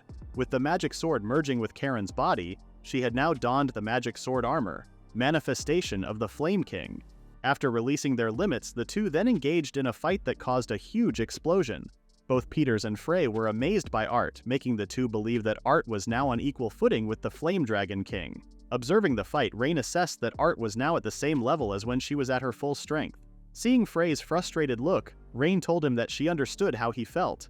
As Rain valued her family the same as Frey, she unfortunately couldn't extend further help since she couldn't meddle in someone else's sibling matters. However, Frey was not mad, but was even grateful towards Rain. Just having her presence made it difficult for Karen to use her fire freely. Frey also believed that Rain already knew that, which was why she stayed within Karen's range. When Frey asked for a favor, Rain responded that she would not be fighting Karen.